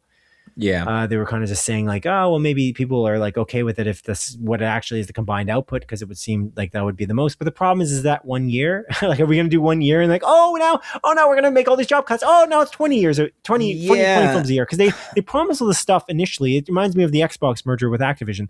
It's like, okay, we bought Activision. Oh yeah, we promise all these things are going to happen. And then they just back out of it later because everyone forgets after the, after the FTC hearings and whatever that, whatever happens there. So anyway. Yeah. So the only thing that I kind of want to point out about that specific number is I just don't understand how that can be financially viable for your business if you're essentially competing with yourself. There's 52 weeks in a year. Yeah. You're releasing 30 movies. So that's essentially one movie every 2 weeks, technically less than every 2 weeks. More, yeah. And you're doing a 45-day theatrical window. You're just eating into your own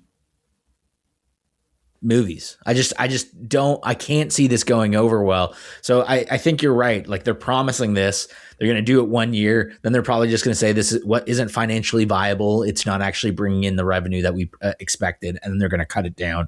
People are going to get fired. And that's exactly what's going to happen. So I think you're on the money there. Yep. It sucks. That's why we never wanted the merger in the first place. And nobody should. Nobody out there should be like, yeah, this is great. Netflix should buy them. Like, no, Netflix should not buy them. Nobody should buy them. It's not useful. Least of all, two big studios who constantly do theatrical releases. At least Netflix doesn't already do them, and they were going to promise to put the things in theaters, but that still would have been a disaster for its own issues. The other story before CinemaCon was that big name Hollywood talent. So this is kind of the second of the trilogy of topical tidings here. Is that the big name Hollywood talent have signed an open letter condemning the Warner Brothers and Paramount merger. The claim is that the merger will hurt the industry as a whole due to fewer projects getting greenlit and released. And the quote from this letter is, quote, "Our industry is already under severe strain, in large part due to prior waves of consolidation. We have witnessed a steep decline in the number of films produced and released, alongside a narrowing of the kinds of stories that are financed and distributed.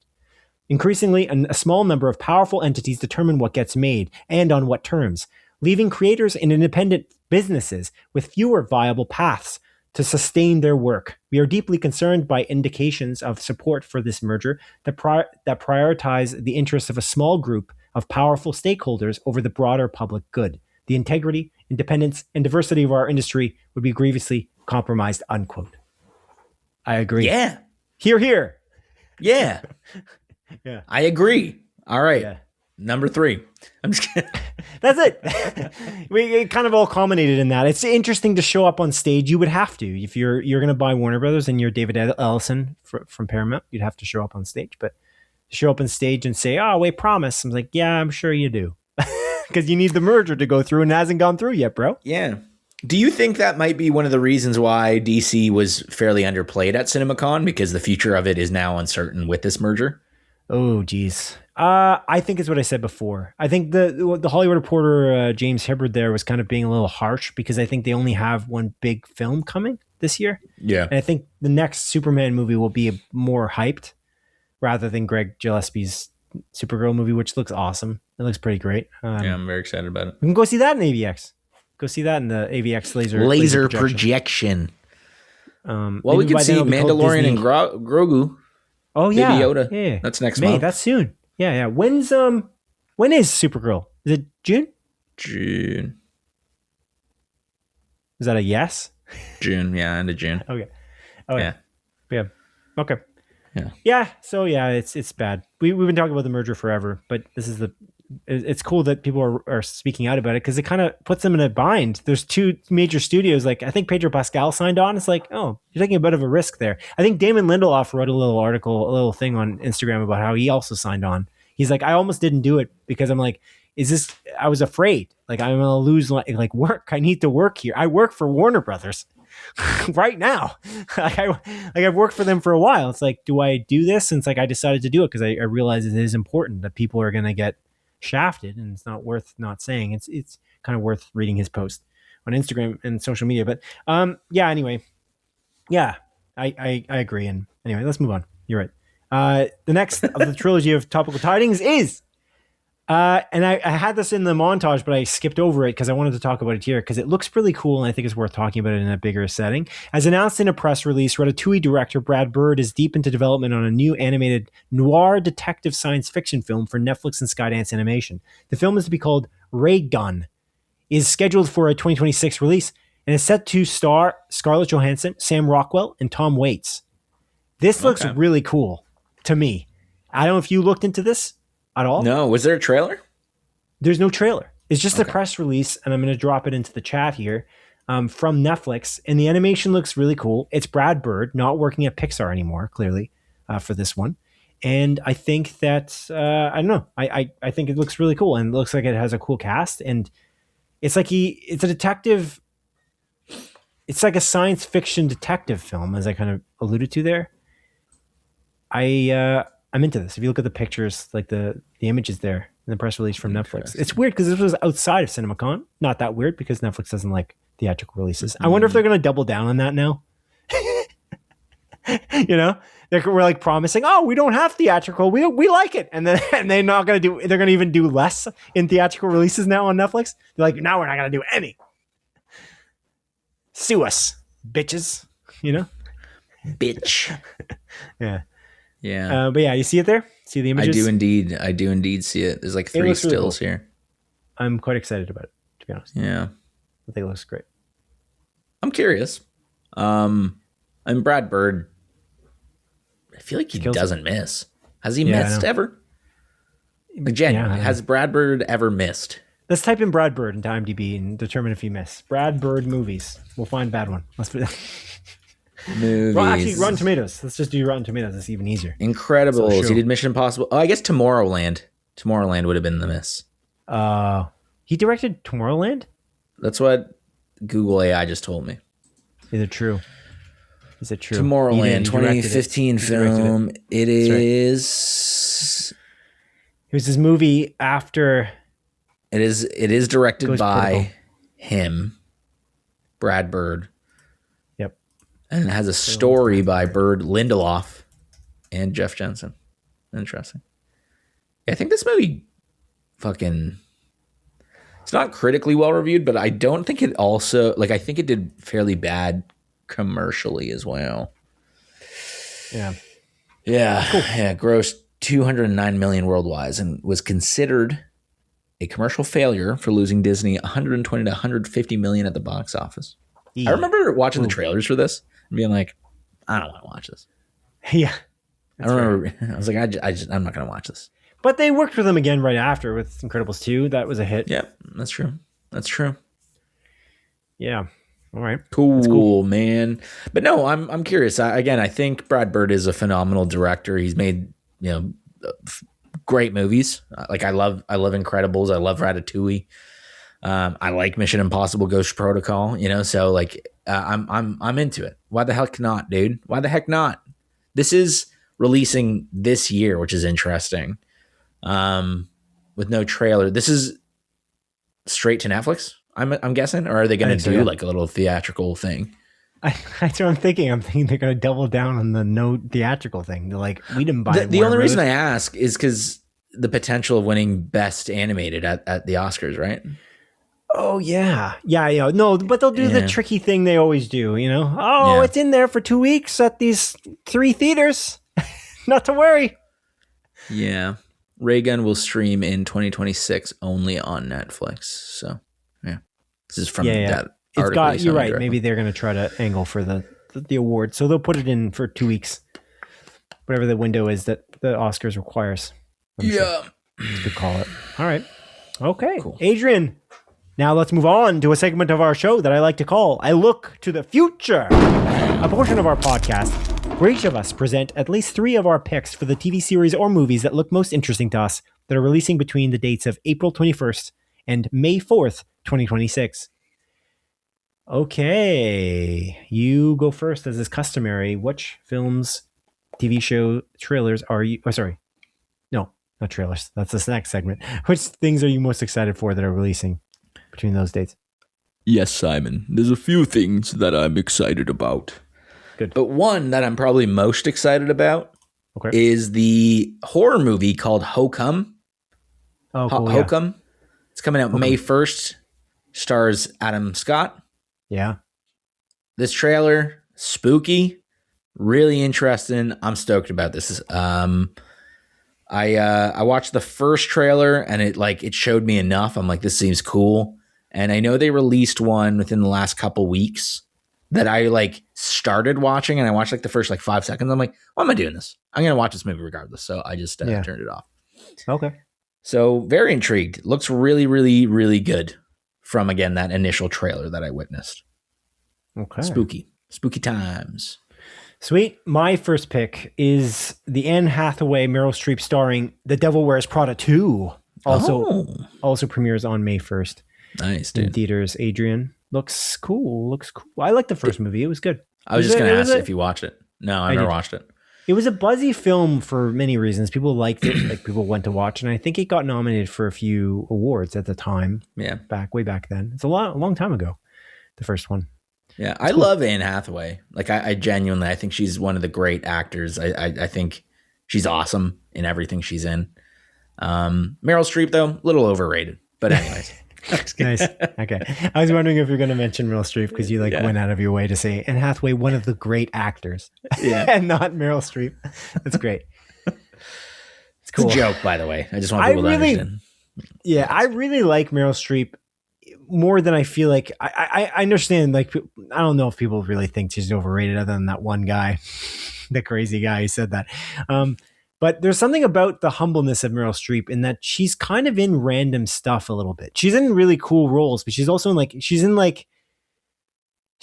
was in the Lemony Snicket movie. The you know what I'm talking about? The Unfortunate Events or whatever. Yeah. Is that what it's Series called? of Unfortunate Events. Series of Unfortunate Events. She was in that film with Jim Carrey. I was like, that's pretty cool. She was in Only Murders in the Building for a lot of it. She's in it quite a bit, and she's great in it. She's just great in everything. And she's really cool that she's not just like, I won't be in TV shows, like Liam Neeson says, for some strange reason. I can't imagine why that is. Like, I won't be in. Wait, did he end up doing anything for Kenobi? I can't remember. I have no idea. I don't think he did it. I can't remember. But he just doesn't like being TV shows. He was like being snooty on an interview at one point. I'm like, I don't know, dude. Come on, man. So I appreciate that about Meryl Streep. She just picks interesting roles, and she kills it. She was also in The Post, which we talked about earlier. Yeah, I know. Yeah. That's true. Okay, your pick. Yeah, my next pick. Actually, sorry, quick aside. I was looking because I'm like, what else has she been in? She was in Don't Look Up. I didn't realize Don't Look Up is like actually pretty poorly reviewed. It's like 56% on the tomato meter. Meryl Streep is in Don't Look Up? Yeah, she's the president. Oh, yeah, of course. Yeah. I didn't realize it was that poorly reviewed. And the popcorn meter is like 78. And that was like a best picture movie. So it makes you like wonder a little bit. How these movies get in the best picture, some of them. No, that's not what I wonder at all. Because those are different audiences, right? So if you look at the Oscars are they're not reviewers. The Oscars are picked by the people who make movies. The Academy. And then the people who make movies are part of the Academy, and that's how they choose. But for this is reviewers. It's not like the Video Game Awards where it's like the reviewers are choosing, and then the reviewers are writing the reviews on Metacritic. So like those are the people voting. Yeah. But in this case, that's why I think that's happened. And that's happened a few times. There's times where the Razzies get there's movies in there for the Razzies. The Razzies is the one where it's the bad awards, like whatever the worst. Yeah, right. So like that's happened where a Best Picture nominee is, or not even Best Picture, but best category at the Oscars. I think it was Glenn Close was nominated for an award that she was also nominated for the Razzies, and she was nominated for Best Actor, like Supporting Actress, and Worst Actor at the Razzies. I think that happened in the same movie. I think it was the movie about J.D. Vance. The Ron Howard movie. Yeah. About his life, the based on the book. What's it called? I don't know. Hillbilly Elegy. Yeah. I think she was nominated for both, which is like really weird. But again, the people who make movies thought she was good. And Glenn Close is really great and everything, pretty much. So anyway. But okay. Whose turn is it? Mine? Me. Oh, you go. My next pick is on the topic of Anne Hathaway. Yeah. Mother Mary, releasing on April 24th. This is an interesting little trailer here. It's not a horror movie. I think it's not a love story. It's the trailer's really weird. I think this played before Project Hail Mary, did it? Maybe not. But it's Anne Hathaway, Michaela Cole, Hunter Schafer's in it, and it's apparently a musical, which is interesting. Huh. Okay. So I don't know why I don't psychological drama thriller. I don't know, man. It's a whole thing. Okay. Cool. I'm curious about this one. I don't know if I'll watch it, but I'm curious about this one. I do. Again, I like the cast. I really like Anne Hathaway. I really like Hunter Schafer as an actor. I think she's awesome. Yeah. So. All right. Anyways. My next pick is Widow's Bay, Adrian. Comes out on April 29th. I don't know if you've seen the trailer for this. It stars Matthew Rhys. It's an Apple TV Plus show. It's supposed to be a comedy, like horror comedy. And it's show run by a Parks and Rec writer. Oh. And then directed by, I don't have the person's name, which is stupid. I don't know how I did that. And directed by Hiro Murai from the direction of Atlanta. Like he's the Atlanta and Mr. and Mrs. Smith director. Okay. Why don't I have the showrunner? Because it's more important, in some sense. I'll look it up. But Widows Bay, the trailer's cool. I'm curious to see how it does, because I don't know, I always wonder about Apple TV shows. Like how many people are watching them? You know? Yeah, because they're great. Like they're largely great. So I don't know. I'm hoping it does well, or it is good and then does well if it is. It's Katie Dippold, who's a writer on Parks and Rec. Interesting. Okay. And then directed by the Atlanta director Hiro Murai. Anyway, so that one should be cool. Interesting. Yeah, Apple TV's interesting because they consistently release quality content, but I feel like if you're just not paying attention, you're not going to hear anything about it. Like I just they have maybe like a select few shows that they do a lot of ads for. Like I think Margot's Got Money Troubles most recently. Like I saw a lot of trailers just naturally, like online and everything. Same with All Your Friends and Neighbors. But it's like, apart from you watching Slow Horses, like I never came across Slow Horses ever, not a single time. Just you, right? So they're kind of picky and choosy about what they advertise for, which is interesting. But maybe I'll watch it. Yeah. Who knows? I wonder though, are they actually advertising and we just don't notice? Like it's hitting people in different ways because it's on an iPhone. You know what I mean? Like how many people own an iPhone? They kind of have the best platform for advertising, but I don't know how much they're going hard with the ads because I see all this stuff and I'm talking about it.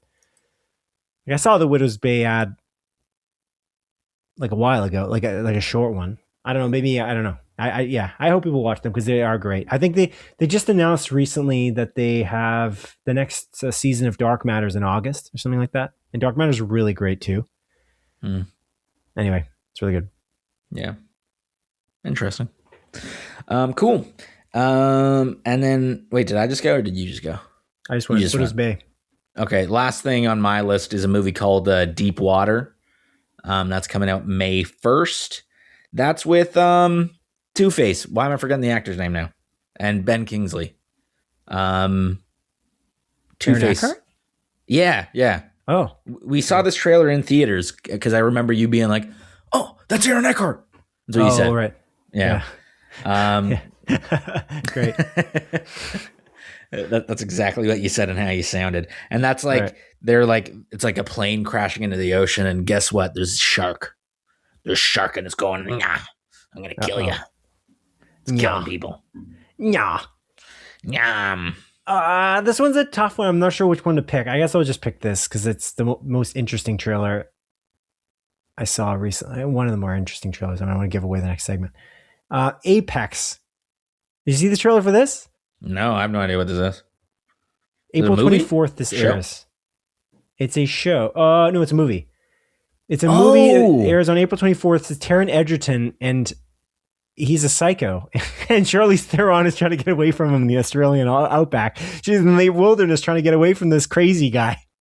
And he's just like trying to survive. It's a good trailer. It's really well done. I'm not sure whether it will be good when it comes out, but it's imminent now. April 24th. It's this coming with the week our episode of the podcast airs.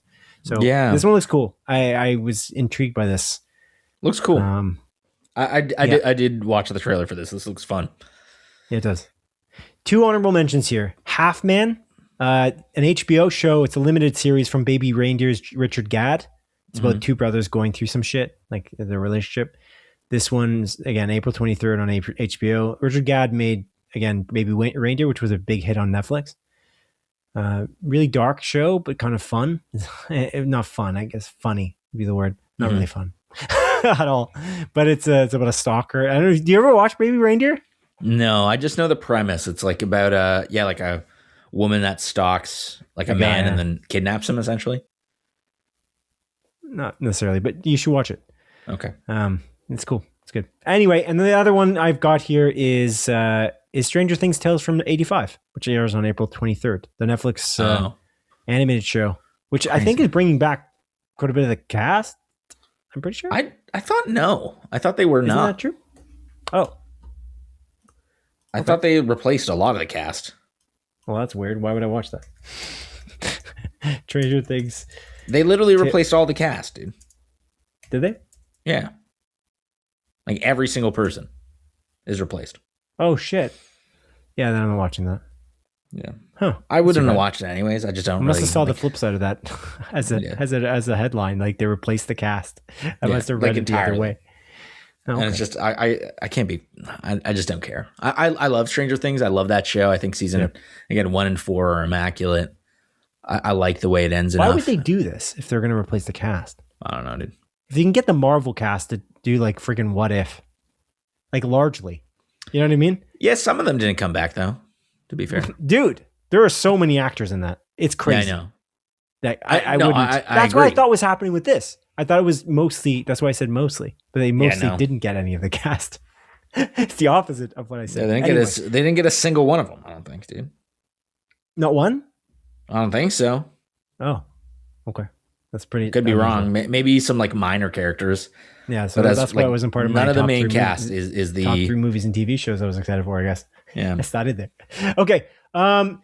Cool. There's also the Michael Jackson biopic movie coming up, but I don't give a shit about that. Oh, okay. April 24th. Gotcha. Yeah. Now on to the trailer, Adrian. The final segment of our show, where we each present our favorite trailer of the week. Yeah. I'll throw it to you first. Cool, man. So there's a few trailers I kind of want to discuss, but you know what I'm going to talk about? I'm going to talk about The Dog Stars. Did you see the trailer for this one, man? The Dog Stars? I don't think so. This is the Jacob Elordi, Margaret Qualley starring movie directed by Ridley Scott. He's coming back. Josh Brolin is also in this movie. It's kind of like this post-apocalyptic movie. I'm very curious what the setup is and everything like that, but it's Jacob Elordi. He's sad. I'm bummed, man. You know, I presumably lost my wife when this apocalypse happened, and now I'm just kind of doing my thing, and I don't know. It looks kind of fun. I like apocalypse movies though. And I like Jacob Elordi. I don't know if you saw, he had a recent interview where he talked about his favorite video game. Yeah. You want to know what he said? What? Kingdom Hearts. Guy's a man of culture. Guy's a man of culture. I want to say something about Jacob Elordi. I've been like saying that I don't like Jacob Elordi for like pretty much a year. Yeah. Because he said that thing about Superman. He said I couldn't be in Superman because it was too dark. Mm-hmm. He was clearly joking about that. But I'd seen that regurgitated in so many different ways, and I hadn't seen the original source. And this is a lesson to me that I already know, but it's a lesson to everyone. Always go to the original source. Mm-hmm. I didn't know he was joking. He was clearly joking. He just didn't want to be in a franchise film, I'm pretty sure. He wanted to branch out and make sure he could not be stuck in a contract. I think and that was perfectly fine. But my concern was he said that Superman was too dark. Meanwhile, he was starring in Euphoria and that Elvis Presley, very creepy Elvis Presley film. Yeah. Priscilla. So I'm like, how could that be? And it really bugged me a lot, but I don't think I think I heard it regurgitated to me and I never actually, or I read it. I can't remember even how I sourced that, but somebody had said that to me and I thought that was so absurd that I literally kept saying it. And now I don't have any problem with Jacob Elordi. I kind of want to watch Frankenstein now. Yeah. I feel bad.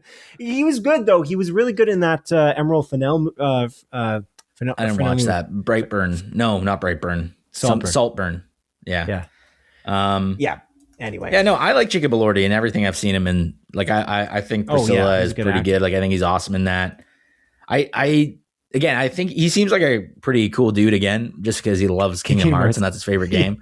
Sure. Shout out to him. But I remember during the press tour or something for Priscilla when they were talking about what did you do to, learn more about Elvis and everything like that? And he talked about he didn't really know much about Elvis before being cast. Like the most he knows about Elvis is from Lilo and Stitch. Because there's the part where Stitch dresses up like Elvis and does the stuff. Okay. So I don't know. Cool. Shout out to him. Kingdom Hearts fan. Oh yeah. All right. What about you, pal? I'm still kind of I got a lot listed here. And I'm kind of decided. Damn.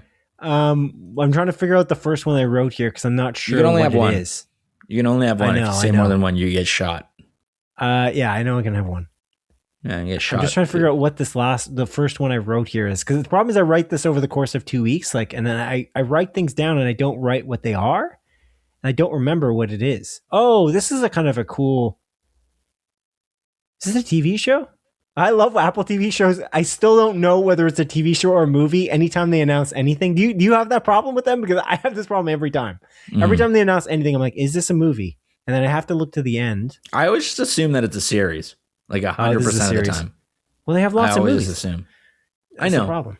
Right. I know they do. I just assume 100% of the time. This one was a good trailer, but I'm not going to say this one. Oh my God, are you serious? I'm going to go with... What? You're talking about this Apple TV Plus trailer for like the past 30 seconds, and you're like, yeah, this was a good trailer. I'm not gonna say it though. I'm gonna leave this mystery hanging. Say another one, or you're gonna shoot me in the face. I didn't say I was gonna shoot you. I just said that you will get shot. I don't want to get killed. I want to live a long life. The Burrows is the Netflix show that is speaking of Stranger Things that looks pretty cool. It's it's a retirement home. And these guys are trying to escape some kind of supernatural something, but you don't really know from the trailer. They actually kind of keep it a secret, which I kind of appreciate. It's a new series produced by, but not made by, the Duffer Brothers that was announced ages ago. And I was kind of excited for it, but I also was excited for it because I thought the Duffer Brothers were going to make this show, but they're not actually show running it. They're just producing it, which I think we knew for a while, because they moved their base of operations to, where did they go again? Do you remember? Not HBO. Paramount. Oh, right. Paramount made their deal. And so now they're not working for Netflix anymore. But this show is being produced by them. And it looks cool. It's like a really, really, really cool cast. It's Alfred Molina, Alfred Woodard, Bill Pullman. Yeah. I'm forgetting the others. Sorry. But yeah, it looks good. It looks really cool, and that trailer looks pretty cool. I'm interested. I should watch this. I didn't even hear about this. So that's my trailer of the week. I picked the other one I was gonna pick. I don't know. Okay, that's it. Well, that's it, everybody. That's good. Tell me. What was the one that you were talking about? That's it for episode 134. Do you have anything else to say before we leave? Are you serious? You're gonna do this? You're not gonna quickly list them. There was a trailer for Punisher. Punisher One Last Kill looked pretty cool. Yep. There was a trailer for Runner. I love Owen Wilson. I love when Owen Wilson's with somebody more capable, like a fighter. Like there's something about Shanghai Noon and Shanghai Nights that I just really like. Owen Wilson paired with somebody like Jackie Chan, or in this case, Alan Ritchson. And they're like trying to get this organ to save this child, and they're being attacked, and Owen Wilson's like wisecracking while Alan Ritchson's beating people up. It looks cool. Anyway, we also have Young Washington, which I thought was interesting. They're showing like the history of the United States and like George Washington. And then Street Fighter was literally the one I was going to say instead of the Burrows, but I chickened out and I said the Burrows because I thought that was more interesting as an answer. I think Street Fighter looks really cool. I think the trailers they've shown for this, it could be bad. The Street Fighter trailers remind me of what I felt like a little bit, not quite as much, but when I watched the Suicide Squad trailer back in the day, because that Suicide Squad trailer with Bohemian Rhapsody is such a good trailer, but then the movie was bad. And so the Street Fighter trailers, both of them have been very good, and I feel like they nail kind of the tone of Street Fighter in a lot of ways. Yeah. And it's exciting. I'm more interested in this than Mortal Kombat, personally. Yeah, I watched the first Mortal Kombat movie. It was pretty fun. Like, it's a fun movie. Yeah. I'm going to watch the sequel probably. But this Street Fighter trailer, it really reminds me of the One Piece show in a way, in the sense of like that it's sticking with the campiness, the corniness of the original content and just kind of bringing it to life in live action. Yeah, and I feel like there's no sense of shame or embarrassment about, just going all into the source material. They know what they are and they're proud. Exactly. And then, like, it gives me that similar vibe with the One Piece show. Because again, I think I'm watching One Piece season 2. I didn't want to talk about it just because I'm fairly early in it, but they don't give a fuck about how ridiculous some of the plot elements are and everything like that. They're just going all in with the wackiness, the zaniness, these crazy costumes, and the cinematography in the One Piece show. I'm telling you, it's amazing. It's just so unique, and it feels so fresh watching it. Cool. It's really good. It's really good. But yeah, the Street Fighter trailer does look really darn fun. I'm very much intrigued, even though I have no real attachment to the. I was going to ask, did you ever play any Street Fighter games as a kid or recently? A little bit. But no, like I'm not a fighting game guy, dude. I could never get into them. I tried, like when I was a kid, again, I played some of it, the arcade machines as well, like with Street Fighter and random things, but I could not get into them. They're not fun. Like for me, like I don't I don't find joy about like remembering button prompts in specific orders to do specific moves. And like, I don't know, I never found any enjoyment in fighting games, but I see the appeal. I can see the appeal. The appeal is just not there for me. Street Fighter 2 was a big thing for me. Super Nintendo, we played it a lot. Like my brother and I, we played it a lot in there, and then Soul Calibur after that. But Street Fighter specifically is like, and that, having played Street Fighter 2 so much on Super Nintendo, like I see the trappings of like they're beating up the car at one point, and I don't know which trailer it was, this first or second. The Game Awards trailer. I think they showed that. And awesome. Yeah. It's cool. It's really good. I'm excited to see how this does, especially because it's in the fall, which Mortal Kombat was like, no, we can't go in the fall because no one's going to watch it. Yeah, and again, they're very much the same genre in almost every capacity. So like, no, we're going to go in the fall. Yeah. And I think this will be the better one, maybe, but we'll see. We'll see how it gets reviewed and people like it or not. But anyway. Because this one isn't rated R though, right? I don't think Street Fighter is. Whereas Mortal Kombat is a rated R movie. That kind of fits though, because Street Fighter is rated T for teen, I think, for the ESRB ratings. I'm pretty sure on games, but I know that like just like Tekken, but then you've got Mortal Kombat's definitely rated M. Definitely. That's probably one of the deepest rated M games from a perspective of gore that I've ever seen. I think the finishers in that are unbelievable. Unbelievable. Yeah. It's great. Satisfying. It's like I think they take a pride in the art form of the finisher. Yeah. You know what it is? They know what they are and they're proud of it. That's what it is. They know what they are and they're proud of it. Yeah. For the game. But the Mortal Kombat movie, I don't know. We'll see. I will see how the first movie, I don't think they really knew what they were. And I don't think they were super proud of it because they made some random character. They're like, it was almost like an isekai adventure. It's like, I'm just some guy. I don't know Mortal Kombat. And they're like, no, you're special. You're Mortal Kombat, the guy. And then they had all the other Mortal Kombat characters. Someone gets cut in half by a hat. It's pretty cool. Nice. Yeah. Okay. Well, that's it. Anything else you want to say to the audience or to me? There was the Mando and Grogu trailer. The most recent one that came out like within the last few days. I didn't see it. I'm actually kind of excited about it. So I was about to turn it on yesterday and I was like, nah. It's funny, man. I like the first couple trailers. I'm just like, eh. Like I'm just, I didn't love Mandalorian season 3. Season 2 is so good. I know. Yeah. But I didn't love the third season. So like, those first couple trailers I watched, I'm like, it's fine. This trailer, there was something about it where I was watching, I'm like, I'm actually kind of hyped about this. Like, it's kind of nice to be hyped about a Star Wars thing again. After, the amazingness of Andor. It's very different tonally. But I'm curious about this. I definitely want to watch this. We'll bring Ken along if Ken wants to come. Ken likes us. What date is it? What day in May?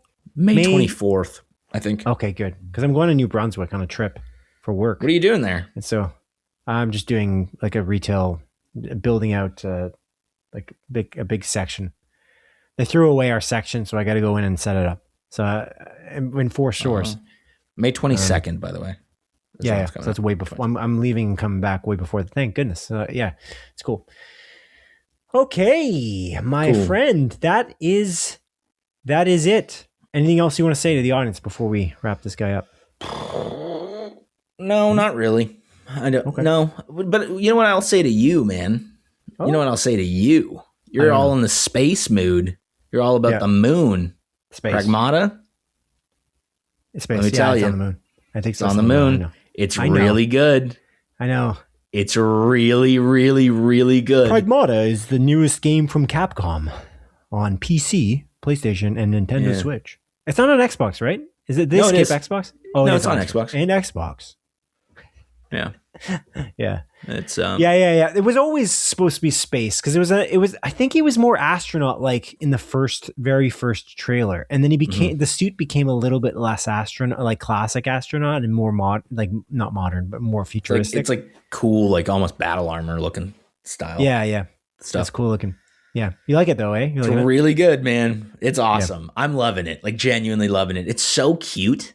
It's like shockingly adorable. and like wholesome. And because of the companion you have with you. Yeah, there's like this little like AI like girl that follows you that you call Diana, right? And she's just like honestly so adorable, and the relationship between your character and her is great. I think the story is it's not, the story's kind of like there's a setup and it just kind of jumps in, and it's kind of like you're trying to figure out like what the hell's happened on the moon. Yeah, and that's really kind of the thing. But I think the best part about it is just the relationship between this little AI girl and the character you're playing. It's genuinely adorable, and it's so fun. The combat is so unique. It's cool to play something that is so different, fresh, different, unique, and new IP. And highly recommend it. I got it physically, so if you do want to borrow it, you can borrow it. Okay, maybe. Anyways, maybe not yet, but so would you say that they know what they are and they're proud of it? I think they know what they are and they're proud of it. I'm really I'm sailing this title home because I don't have another one. So I had another title, but I forgot about it. Maybe we'll remember it after I close the show. Thank you for listening, audience, to episode 134 of Split Focus, a film and TV podcast. My name is Simon Eady, and it has been a pleasure to host you alongside my gamer professional co-host, Adrian Pinter. Please join us on May 5th for episode 135. Good evening to you and good luck. Take care. Goodbye.